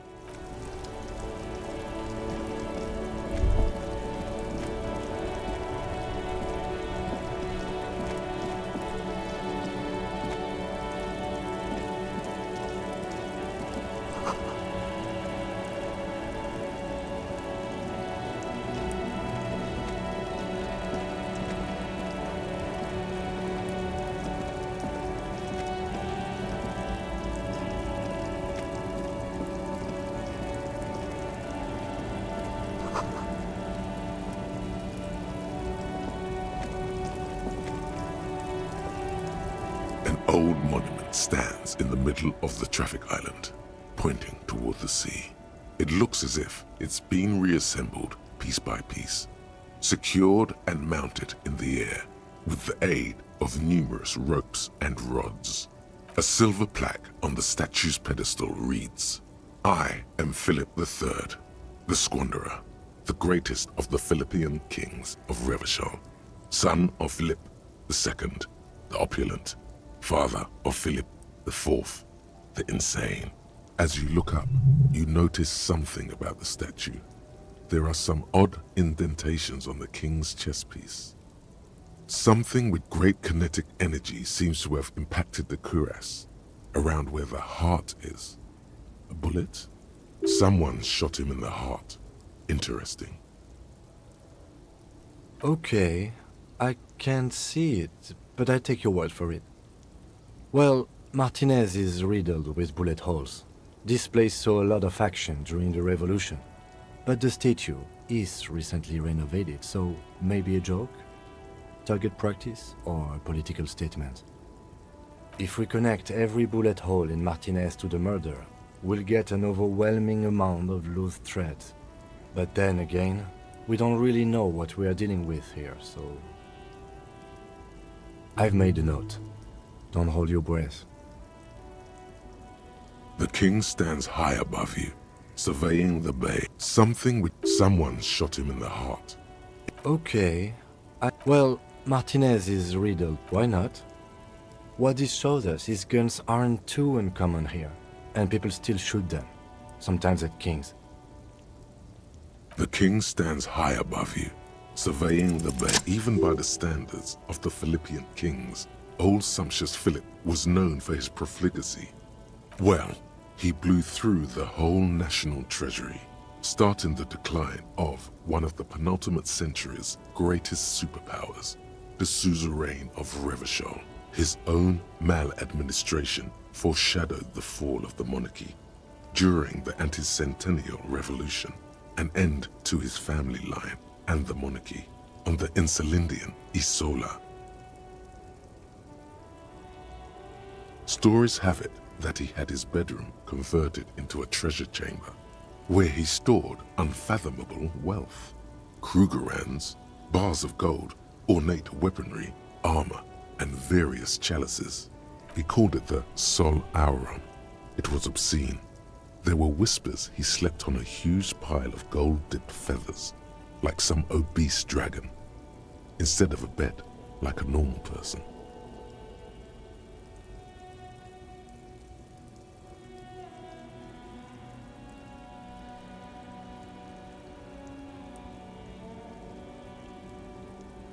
But wait, you haven't even heard about his fabled cocaine addiction. You see, old Philippe wasn't just good at squandering the national treasury on gold and ceremonial weaponry, he was also a prodigious snorter of nose candy.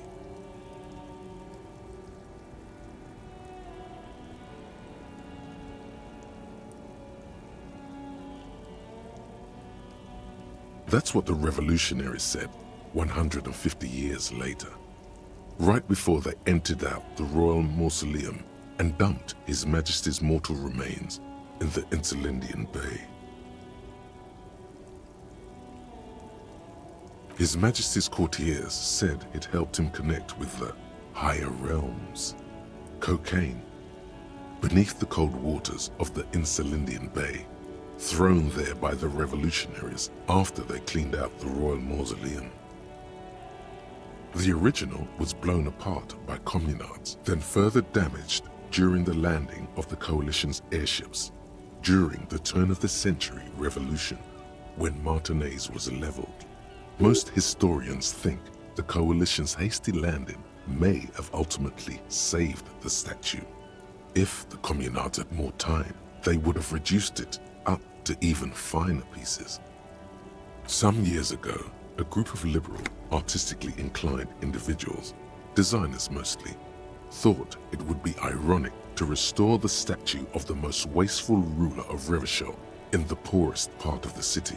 The statue is supposed to capture the moment it was blown apart, like an instant frozen in time, a rare butterfly trapped in amber, floating on a sea of shit.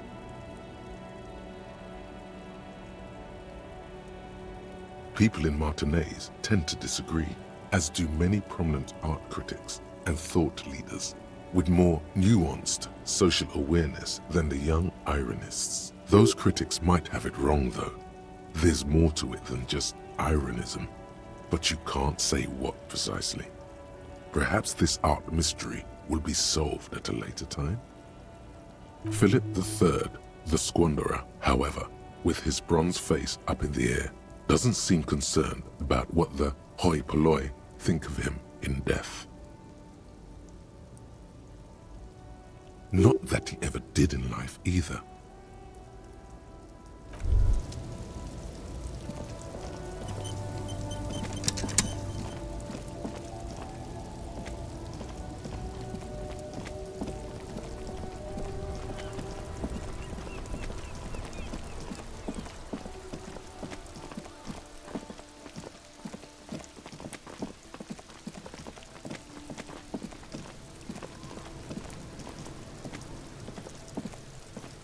This trash container is locked. The sliding lid has a padlock that says, whirling in rags.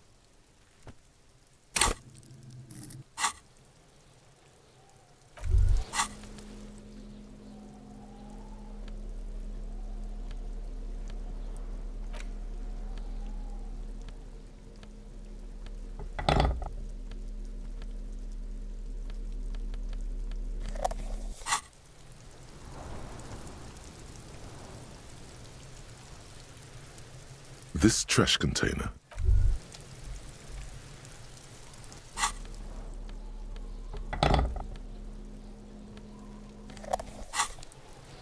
This trash container.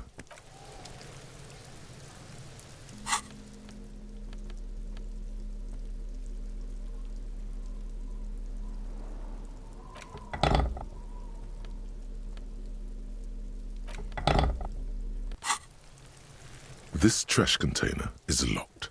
The sliding lid, just a trash. Your fingers start to itch just looking at that padlock.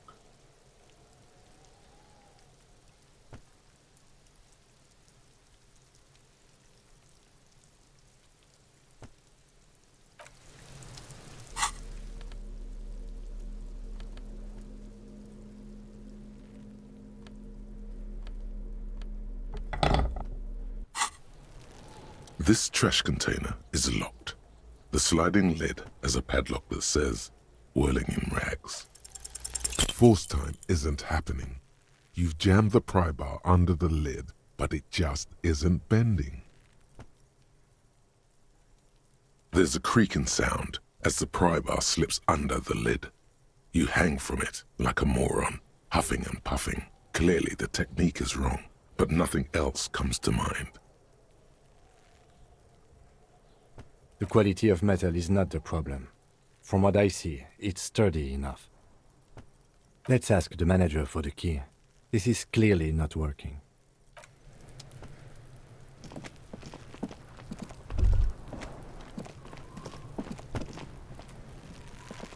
There he still is, looking right through you with his white eyes.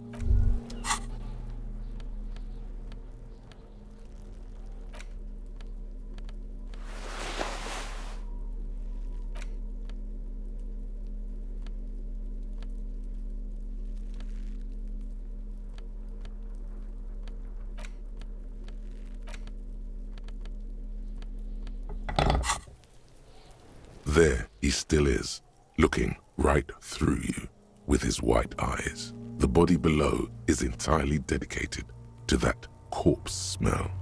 Emitting it is active decay. He's about to blow! Cop's gonna blow, Kuno!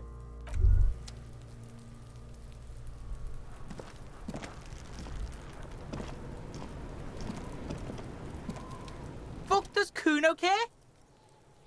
Pig, do you have any idea how fucking stupid that sounds? Kuno's cruising his bitch on the town, and the bitch comes back griefing to the Kuno. What is up with that?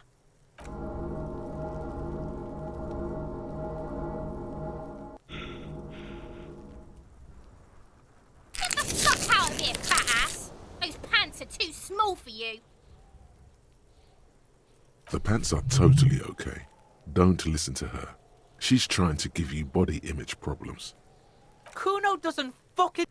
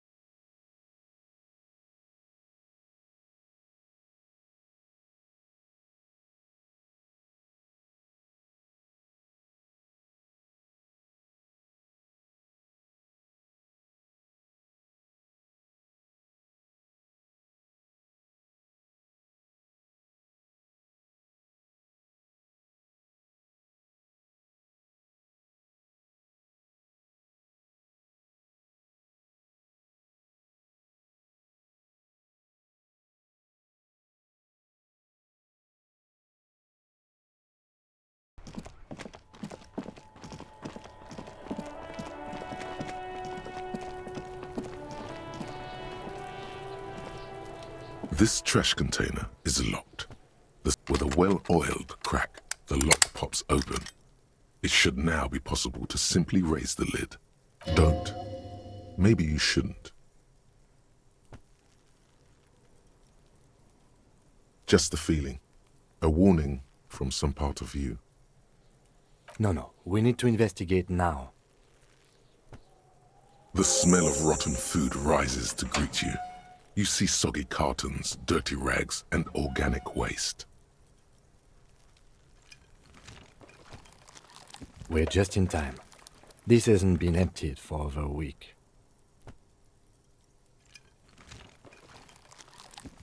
You see milk and egg rest with one broken egg in it. Some pasta wrapper.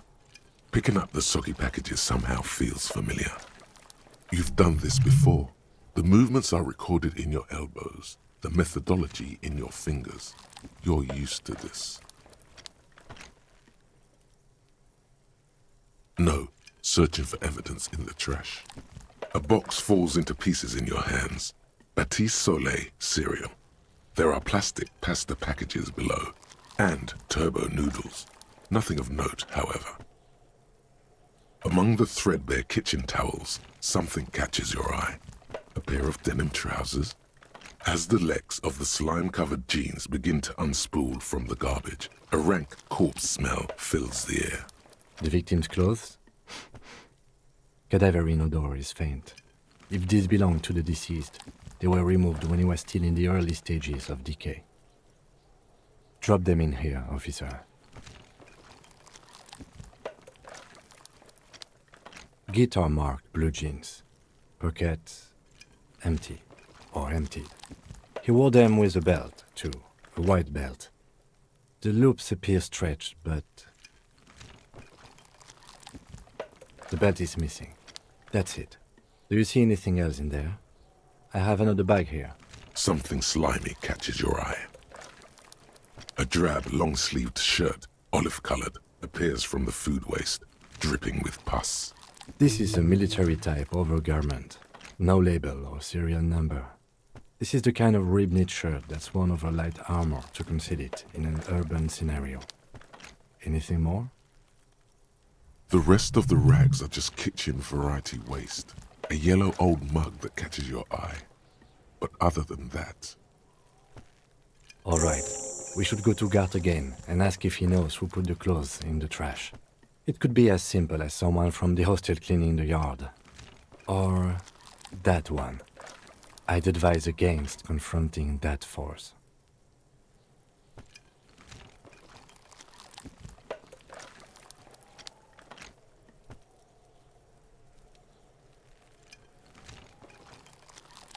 Not really. All we know is the victim's clothes are in the trash, the lid was locked, and his establishment had the key. It's just a small loose thread. The fuck's he on about, kids? You hear that, Kuno? He thinks you're an infant or something. See? The lieutenant nods, then looks back into the trash container. It's just organic waste, cold and slimy on your hands. Apple and potato peels, mostly. Unidentified sludge, and the occasional chicken bone thrown in for good measure. But hey, what's this? A blue piece of plastic sticks out from the apple peels. It's shiny. Looks like the corner of something. Something larger. A clipboard. A blue plastic clipboard with moist papers hanging from it. They look badly damaged, but you can still make out forms and notes, written in a man's handwriting. Officer, is that your paperwork? It is. Look, the plastic has the RCM street grid on it. You've even got an autopsy form in there. If you don't mind me asking, how did this get in the trash?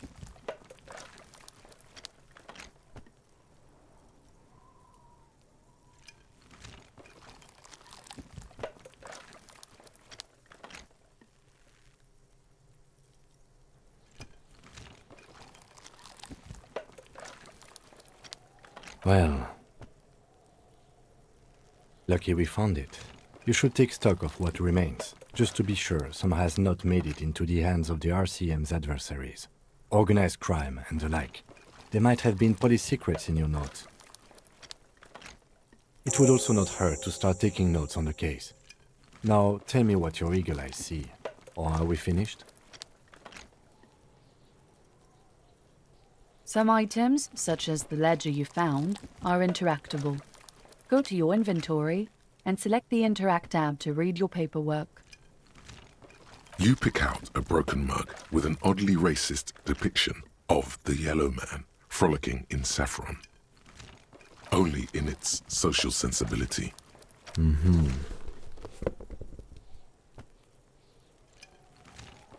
You've acquired an interactable item. Investigate this item further by going to the Interact tab in your inventory. The container sounds a muffled gong. That's one thing off the list. I think we got it all.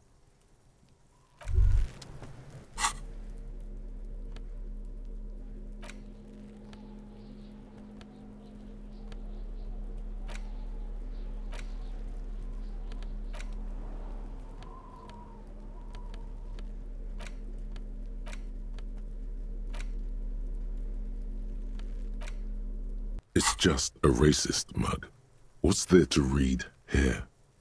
Not much. Oh boy, here we go. What are you going to say about a broken, tossed-away mug that you dug out of the garbage?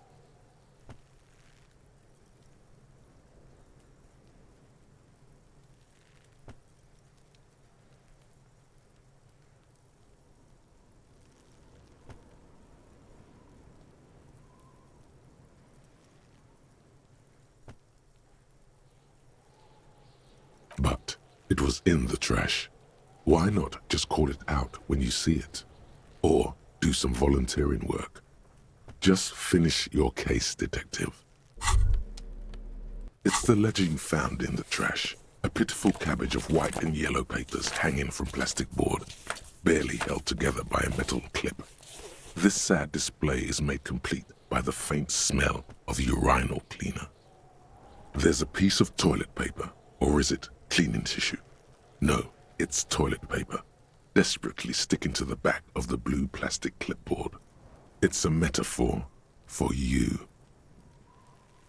Thank you, waterlogged ledger, for spelling it out for us.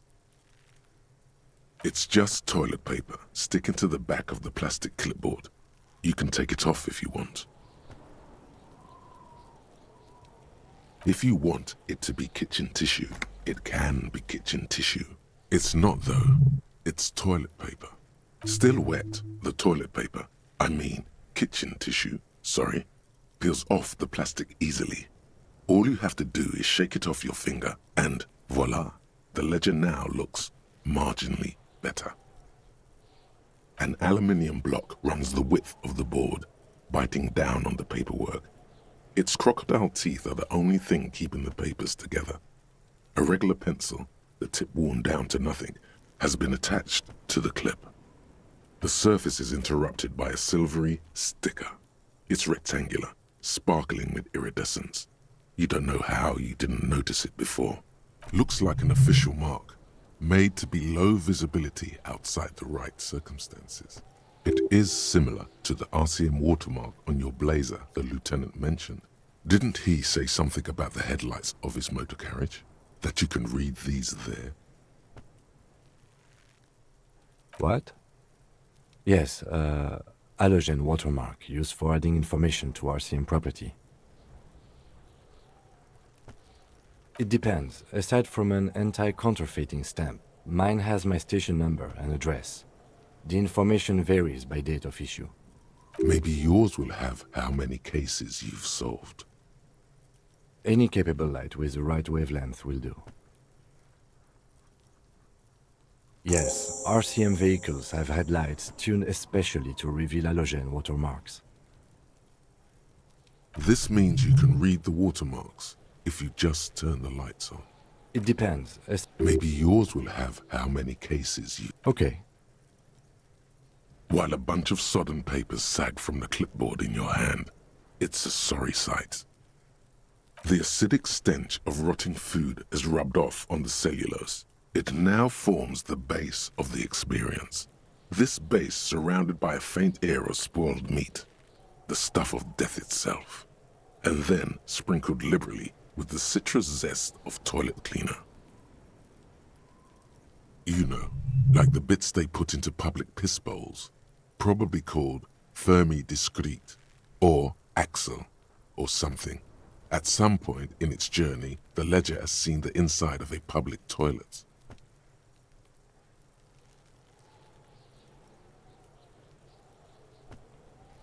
Remember when I said the smell of the upstairs bathroom was so rank they should have sent a poet to describe it? Why, yes it is, among many other things. This cleaning tablet is used by the whirling in rags. Perhaps that's where the ledger was dropped in the toilet. By you. It's made of dark blue plastic, hard enough to beat someone to submission with. The edges are rounded, however. The U4 size board feels thick and heavy in your hand. Light shimmers on its wet surface. On the back you see the embossed letters, RCM. Something rattles inside, ever so lightly. Is there a hidden compartment? And something small inside? Light, made of paper or cardboard? Or dried flowers perhaps? Permeables. It's not hidden per se. The compartment is made for permeable materials that would get damaged if something happened to it.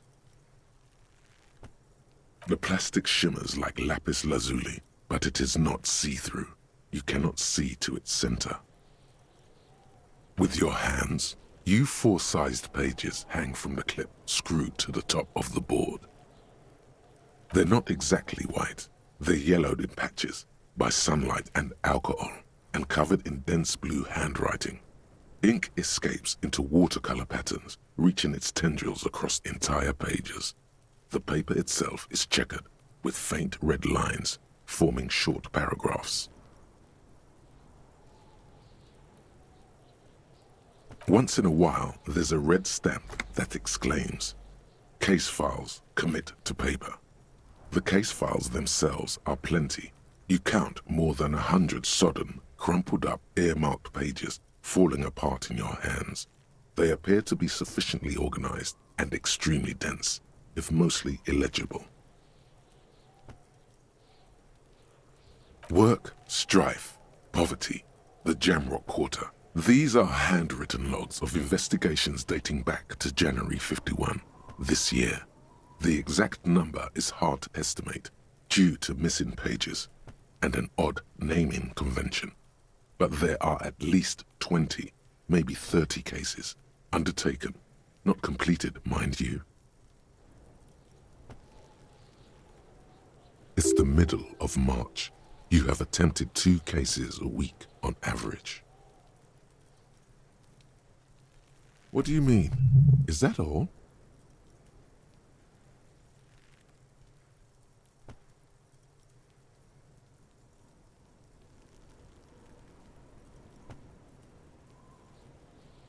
The notebook is annual. It says 51 on what remains of its cover. A molten strap of cardboard. Everything prior to this must have belonged to a previous volume. In short, there was more.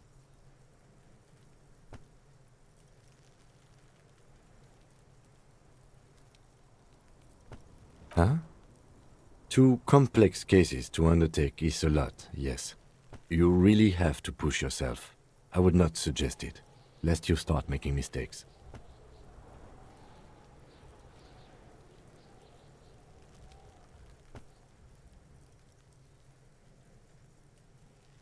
Two? That's a lot. I didn't mean to say you are making mistakes, by the way. That was presumptuous of me.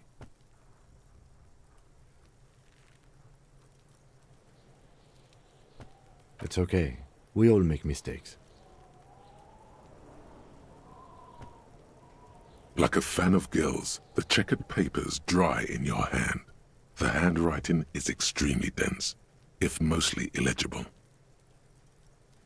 Yes, it appears you employ a, shall we say, robust yet literary system. Each investigation has its case number written on the margins. Yet, still more tellingly, most are accompanied by a name, a title, one might say even.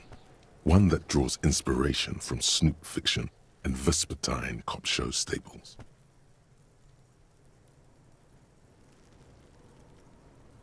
Yes, all caps.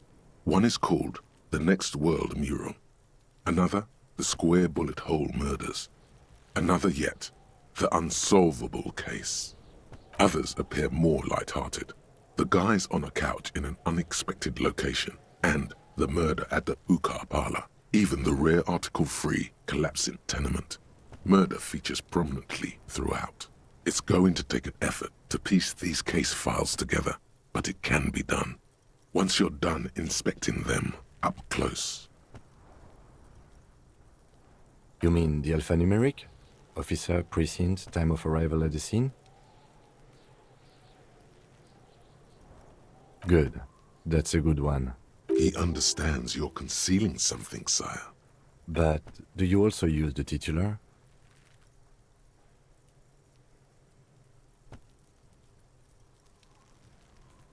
Well, so do I. In our defense, officer, almost everyone in the RCM does.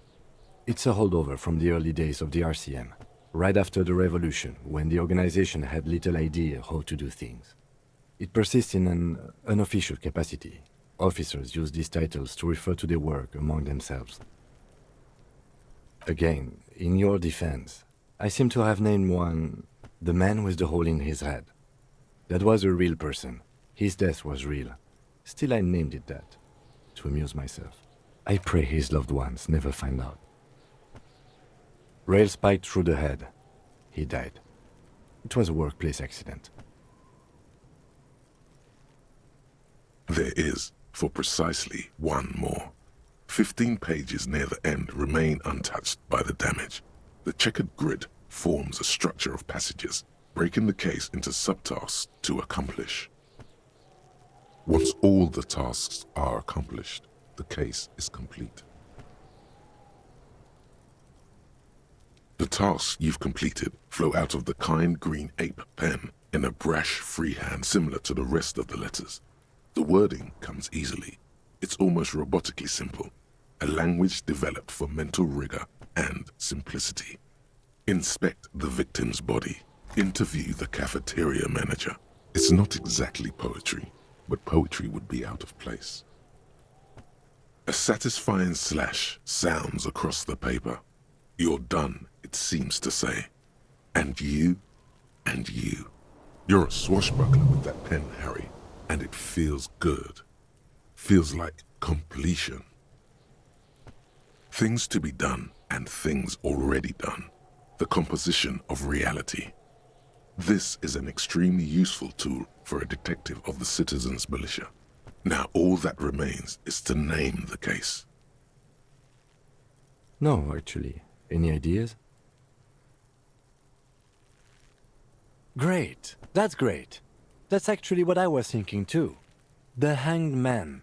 Good, strong name. We have a very good name for the case now. I'm going to start calling it the Hanged Man. It's good we sorted this out. You don't exactly close them, so much as distance yourself from the smelly papers. They're a little further from your nose now. Yes, you can piece them together using the alphanumeric code on the margin. It always begins with HDB 41, then date of initialization and time of arrival on the scene, followed by the title. For example, HDB 41120111700, The Next World Mural. Why, yes, your precinct number is 41. Every last alphanumeric in the files begins with it. And these are your case files. It's safe to say HDB are your initials. That is improbable. It takes about half an hour to piece one together, using the system you've devised. Where do you want to start? This one is relatively easy to reconstruct. Overnight on 1202, a graffito, nay, a mural, appears on an 8-story tenement overlooking central Jamrock. The building is a sparsely inhabited ghost tower, part of a failed real estate development called Grand Couronne. Cause of failure: rent too high. The mural is enormous. 2 silhouettes, a man and a woman, are kissing. The text cut into their form reads, "True love is possible only in the next world. For new people, it is too late for us. Wreak havoc on the middle class." People call it that thing and that fucking thing. It's visible for miles. In 2 days, the station's complaints desk gets clogged with requests to remove the bummer. You and your partner are assigned to the case. The graffito crew is easy to track down. Only the belles-lettres have the literage of industrial paint to cover the surface. One of the graffito artists is rumored to be rich. They take responsibility for the execution, but not the design. The ideologue of the Next World mural, as the crew calls it, remains an unknown. The case files do not show you finding the author of the design. The crew agrees to clean up after themselves. However, your partner, JV, is against the removal, citing public support for conservation. This leads to a debate in Precinct 41, which then spreads to the streets of Jamrock, ending in a rare plebiscite organized by you and the rest of Row 3. The 9,000 people subjected to the mural's message, all of Lakeside, Central Jamrock, and Villalobos, plus half of the eminent domain, participate in the vote. Although the case begins with what appears to be a lot of rambling on the streets as to how juvenile and stupid the mural is, given a choice between 2 options. A staggering 78% of voters choose to keep it. Turns out the opposition were a loud minority, and that love truly is possible in the next world for new people, and it is too late for us.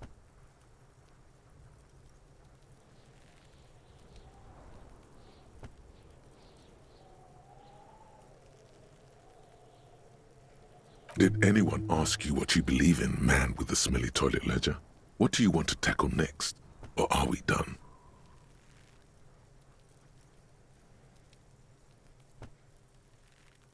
AKA Leslie and Burke, AKA the public indecency drunk and the property damage drunk, is a cursed case.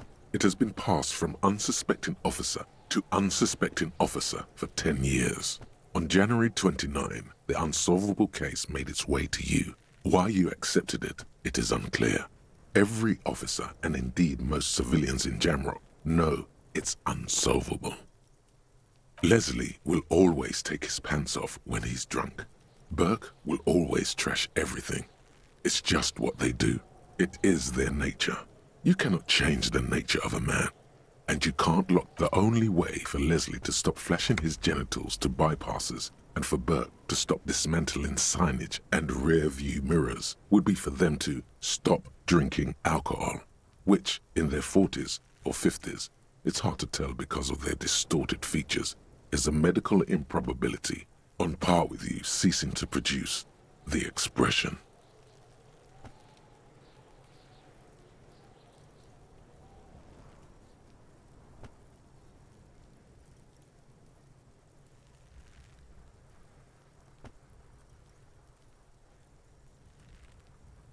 You would think that, but you're wrong.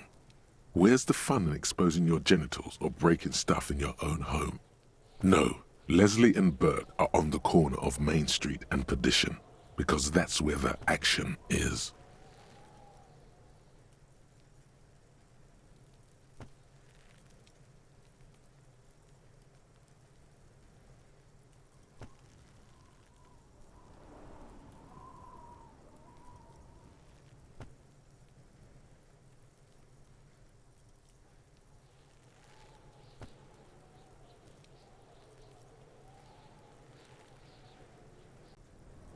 Can you keep yourself off the streets?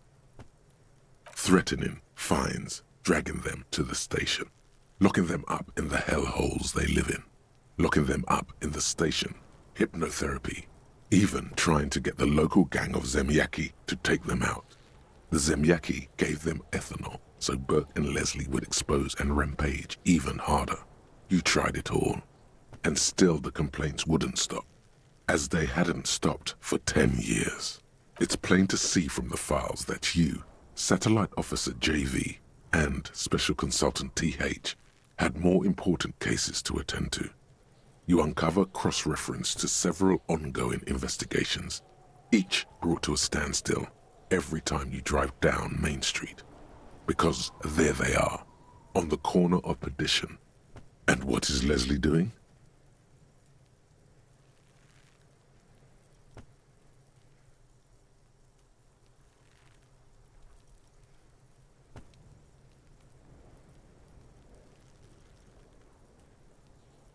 Good, you're learning. If the files are to be trusted, that's all there is to it. That and Burke breaking things, and the fact that they're both drunk. But then again, so are you. The case becomes considerably less comic one day when Burke takes a swing at your ledger. He must have it confused with the property he likes to damage, but the joke's on him. You're drunk out of your mind on potent Pilsner. You slam the hardened plastic board in his face. Then you proceed to beat him unconscious with it. In the process, the ledger sustains damage. The compartment within, reserved for permeable documents, is jammed shut. You stop your assault on the now unconscious Burke to open it, but are unable to do so. The officer began to cry, reports Leslie, who, at this point, is tending to Burke. He came at us, and at us. I think he was trying to kill Burko. While trying to kill Burko, you slowly come around. The permeables compartment is open. You've smashed it open on poor Burko's kneecaps. The good news is, Burke can't walk anymore. Can't get out of his apartment, an invalid. With Burke to tend to, Leslie cuts back on the indecent exposure. Maybe he flashes his genitals to Burke, who knows, but both drunks are off the street. The complaints stop. The unsolvable case is solved. Which is also why the officer responsible narrowly escapes a disciplinary hearing. The end. Do you want to read another one? It would be very interesting to read about these, wouldn't it? I mean, there seems to be a square-shaped entry wound in the victim's forehead. She's been sitting there for weeks, on her rocking chair, with a square hole in her skull, staring at the wall, her mouth agape. That's all you got. From the half hour you spent piecing it together, all you know is the entry wound was square-shaped. You never found the bullet. And then another body showed up, also with a square hole in his forehead. Who knows? Those pages are missing. What next? One day you may still catch the man with the square gun. Some assholes brought their couch outside and hung out on it. In the middle of the street, on the roof, on the hillside by the motorway. You know, at an unexpected location. They were young, and they thought they looked cool on it. Insufferable dicks. Young people are the worst. So anyway, you got a complaint about the damn sofa, or couch, or whatever it is. They were leaving it out in all these unexpected and whimsical locations. They took it to where they also took photos of themselves on it, and smoked cigarettes, and drank coffee because they felt it's intellectual. Cigarette butts, coffee cups, stupid couch. You had to clean it all up, and you did. So congratulations to you. Case, no, you didn't have time for that. These notes show that you have what is called a real goddamn job. You don't have time to be chasing down the couch assholes. You have a real job to do. What next? Murder. Tum tum tum at the hookah parlor was a case originally assigned to an officer called Joseph Mills, who is now dead. of circumstances completely unconnected to murder at the hookah parlor. Beaten to death by a throng of Villalobos gang members when him and his partner J.M., only initials mentioned, answered a call one night. It's a sad story, and it isn't really represented in your case files. Stop stalling and get to the murder at the hookah parlor. Joseph Mills was on this case that he just couldn't solve, was doing it solo, said it was a real nutcracker, a real brain twister, was on it for, like, a month. The captain got impatient. Shit or get off the pot, Mills. Mills didn't get off the pot. Not yet. He kept at it for a couple of weeks more, racking his brains, running with every theory, as outlandish as they seemed. Still couldn't solve the murder at the hookah parlor. Tough case, he said. Toughest he's ever had. No, he was awful. Awful sense of humor, too. The worst jokes you've ever heard. Really rapey. Still, he'd been on it for months now. Said it was the final case. Said it was uncrackable. That murderer vanished into thin air. That goddamn hookah parlor was all he talked about. Okay, so the case is handed to you because Mills isn't getting anywhere, and you look into it. Here's the setup. A young man is found dead in a hookah parlor. You know, those places where you go and smoke bubblegum-flavored vapor all day. No, it's soot and water vapor. It doesn't do anything. Yeah, really lame. So anyway, young man in his 20s found with his skull busted open, right on the floor of the hookah parlor, in the middle of the day. No one else is in there. Only client that day. In perfect health, too. Some kind of movie producer. No one enters. No one exits. He's just sucking on his watermelon hookah all morning, all noon, like he usually does. He's a regular. No calls, nothing. Just sucking on the hookah until 15:45. Then bam, he's dead on the floor with his skull busted open, blood everywhere. What happened? How can it be? Mills has no idea. Invisible assassin. Movie deal gone sour. Girl at the counter did it. Nothing fits. Eerie. Man just dropped dead. So you go to the parlor. You see cushions around the table. Tables low, heavy, really sharp edge. See? You can't even read the thing without solving it. Yeah, it was that. Turns out hookah does do something. It turns off your brain's oxygen supply, and you don't notice it until you get up to go to the bathroom. Yeah, he liked his hookah. Stephen was his name. Smoking hookah. Didn't you hear? I don't know. Trying to come up with a movie script, maybe. Anyway, that was Murder at the Hookah Parlor. Joseph Mills wasn't a good detective, and about 30 minutes has passed piecing it together. Next. Not much has changed in the meanwhile. A bunch of sodden papers still sags from the clipboard. Arson, petty theft, spousal abuse. You don't exactly close. It takes about half an hour. Not much has changed. In the back, you see thin, translucent copier paper.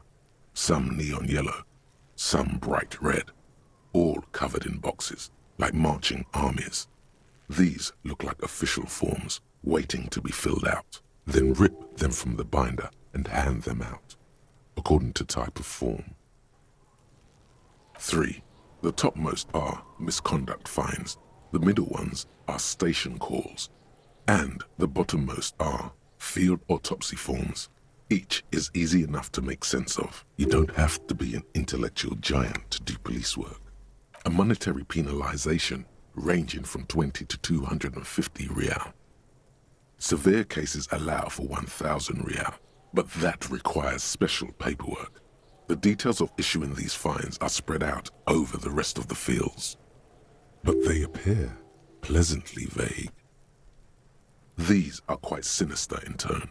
They give a date and time for the person to appear at the specified precinct police station. Below the call are the criminal charges you risk by not appearing. all in a print so small it could be considered downright cute.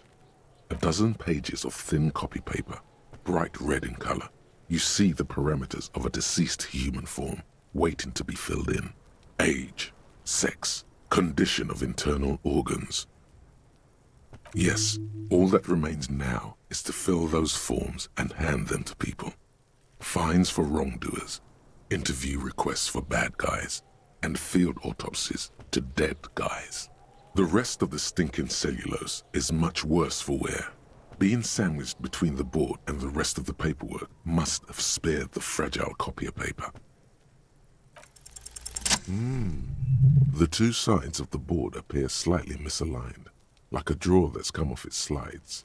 If you bend the plastic on your knee slowly, the slides snap back into place.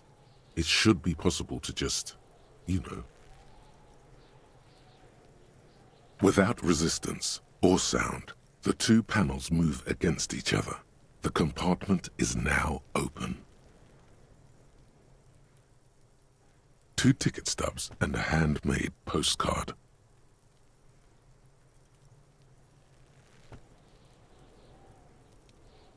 Two octopuses are smiling, reaching their tentacles toward each other in the colored pencil drawings. The tickets permit access to the zoo in Revachol East. The aquarium costs extra. These let you go there too. Thin wax paper has been glued to a piece of cardboard. Sounds like leaves rustling when you pick it up. You see violet flowers, floral patterns, patches of glue. It smells of chewing gum. Apricot flavored, a touch of cinnamon, the end of summer. You think the label says tutti frutti. Familiar handwriting lines the inside of the card. Looped, round letters in a woman's hand. A young woman in her 20s. There is care, effort, and a smile, you think. Although that is not something you can read from someone's handwriting. Harry, it begins. You're already reading. I wanted to write you a letter so you can read it when you wake up. Maybe it will make you happy. Your hand shakes, holding the card. Every morning when I step out and you're asleep behind me, it says, I find a little piece of sadness in me. I carry it in my chest, down Voyager Road. Every step I take, it grows. By the time I reach the fuel station, it has filled me entirely. I step onto the light rail and look back. Sparks fall from the bow collector. I know it will be like this until late afternoon, when I get off the 42 and walk back to you. You. Every step I take will get lighter. It almost makes me run. Sometimes I do. I can't believe I met you. I can't believe the happiness I feel with you. You have a vast, vast soul, and I will always, all kisses, kisses, kisses. You feel the air sucked out of your lungs and the blood sucked out of your head. Everything around you gets dark. Small white dots appear. Sparks fall like snow from the bow collector. A streetcar distancing. You feel the ledger slip from your hand. No, hold on. To what? There's nothing. Detective, is everything all right?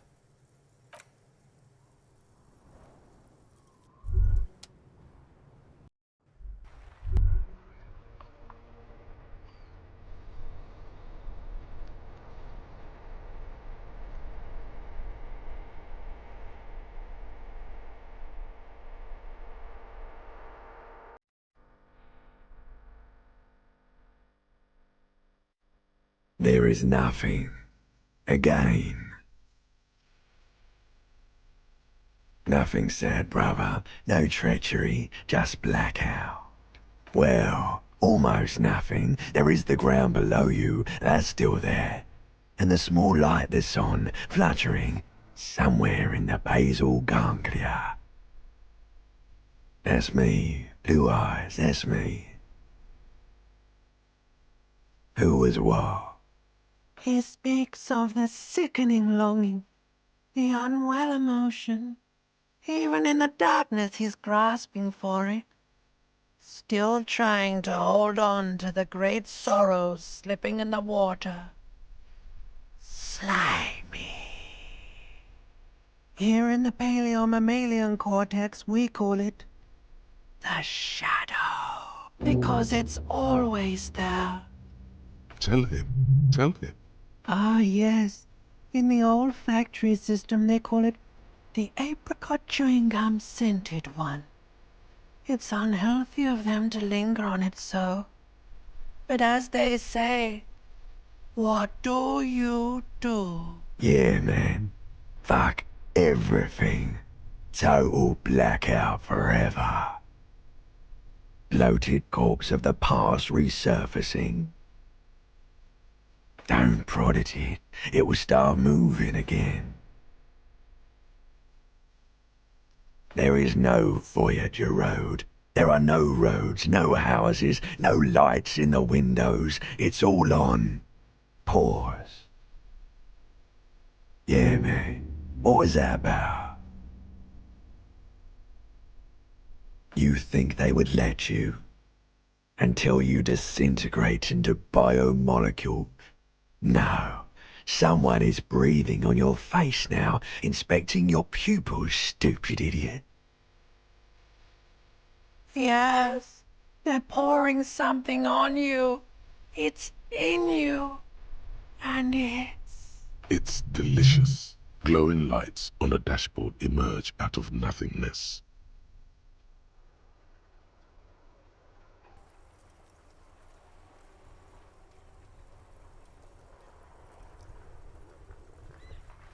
In the upholstered cabin of Lieutenant Kitsuragi's motor carriage, seated in the driver's basket, the air is thick with leatherworks and heavy fuel oil. Cold water runs down your chin. Drink.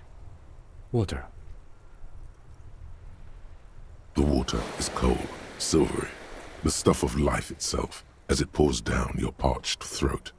The pounding in your head recedes. The darkness parts. Drink. You haven't drunk water in 2 days. Did you know the human body is not made to survive on alcohol alone? You need a secondary form of hydration.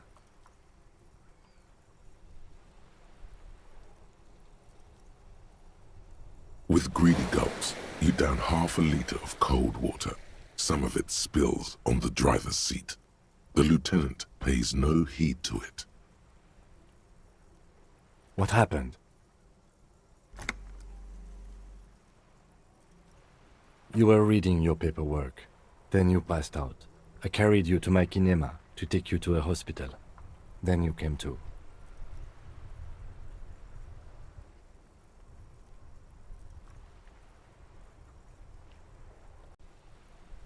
"10 minutes, maybe." You were reading your paperwork. Then you passed out. I carried you to my kinema to take you to a hospital. Then you came to.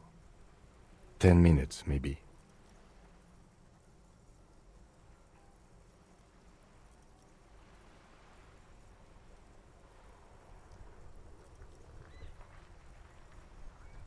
That does sometimes happen. He replies with such understanding, it's as if the burnt-out ruins of the past were an occupational hazard. Athlete's foot for cops. You dropped these. Are you okay to proceed? Good. The Ledger of Failure and Hatred is a special item that can be used both as an interactable and a tool equipped in your held slot for skill bonuses. Find it under the Tools tab in your inventory.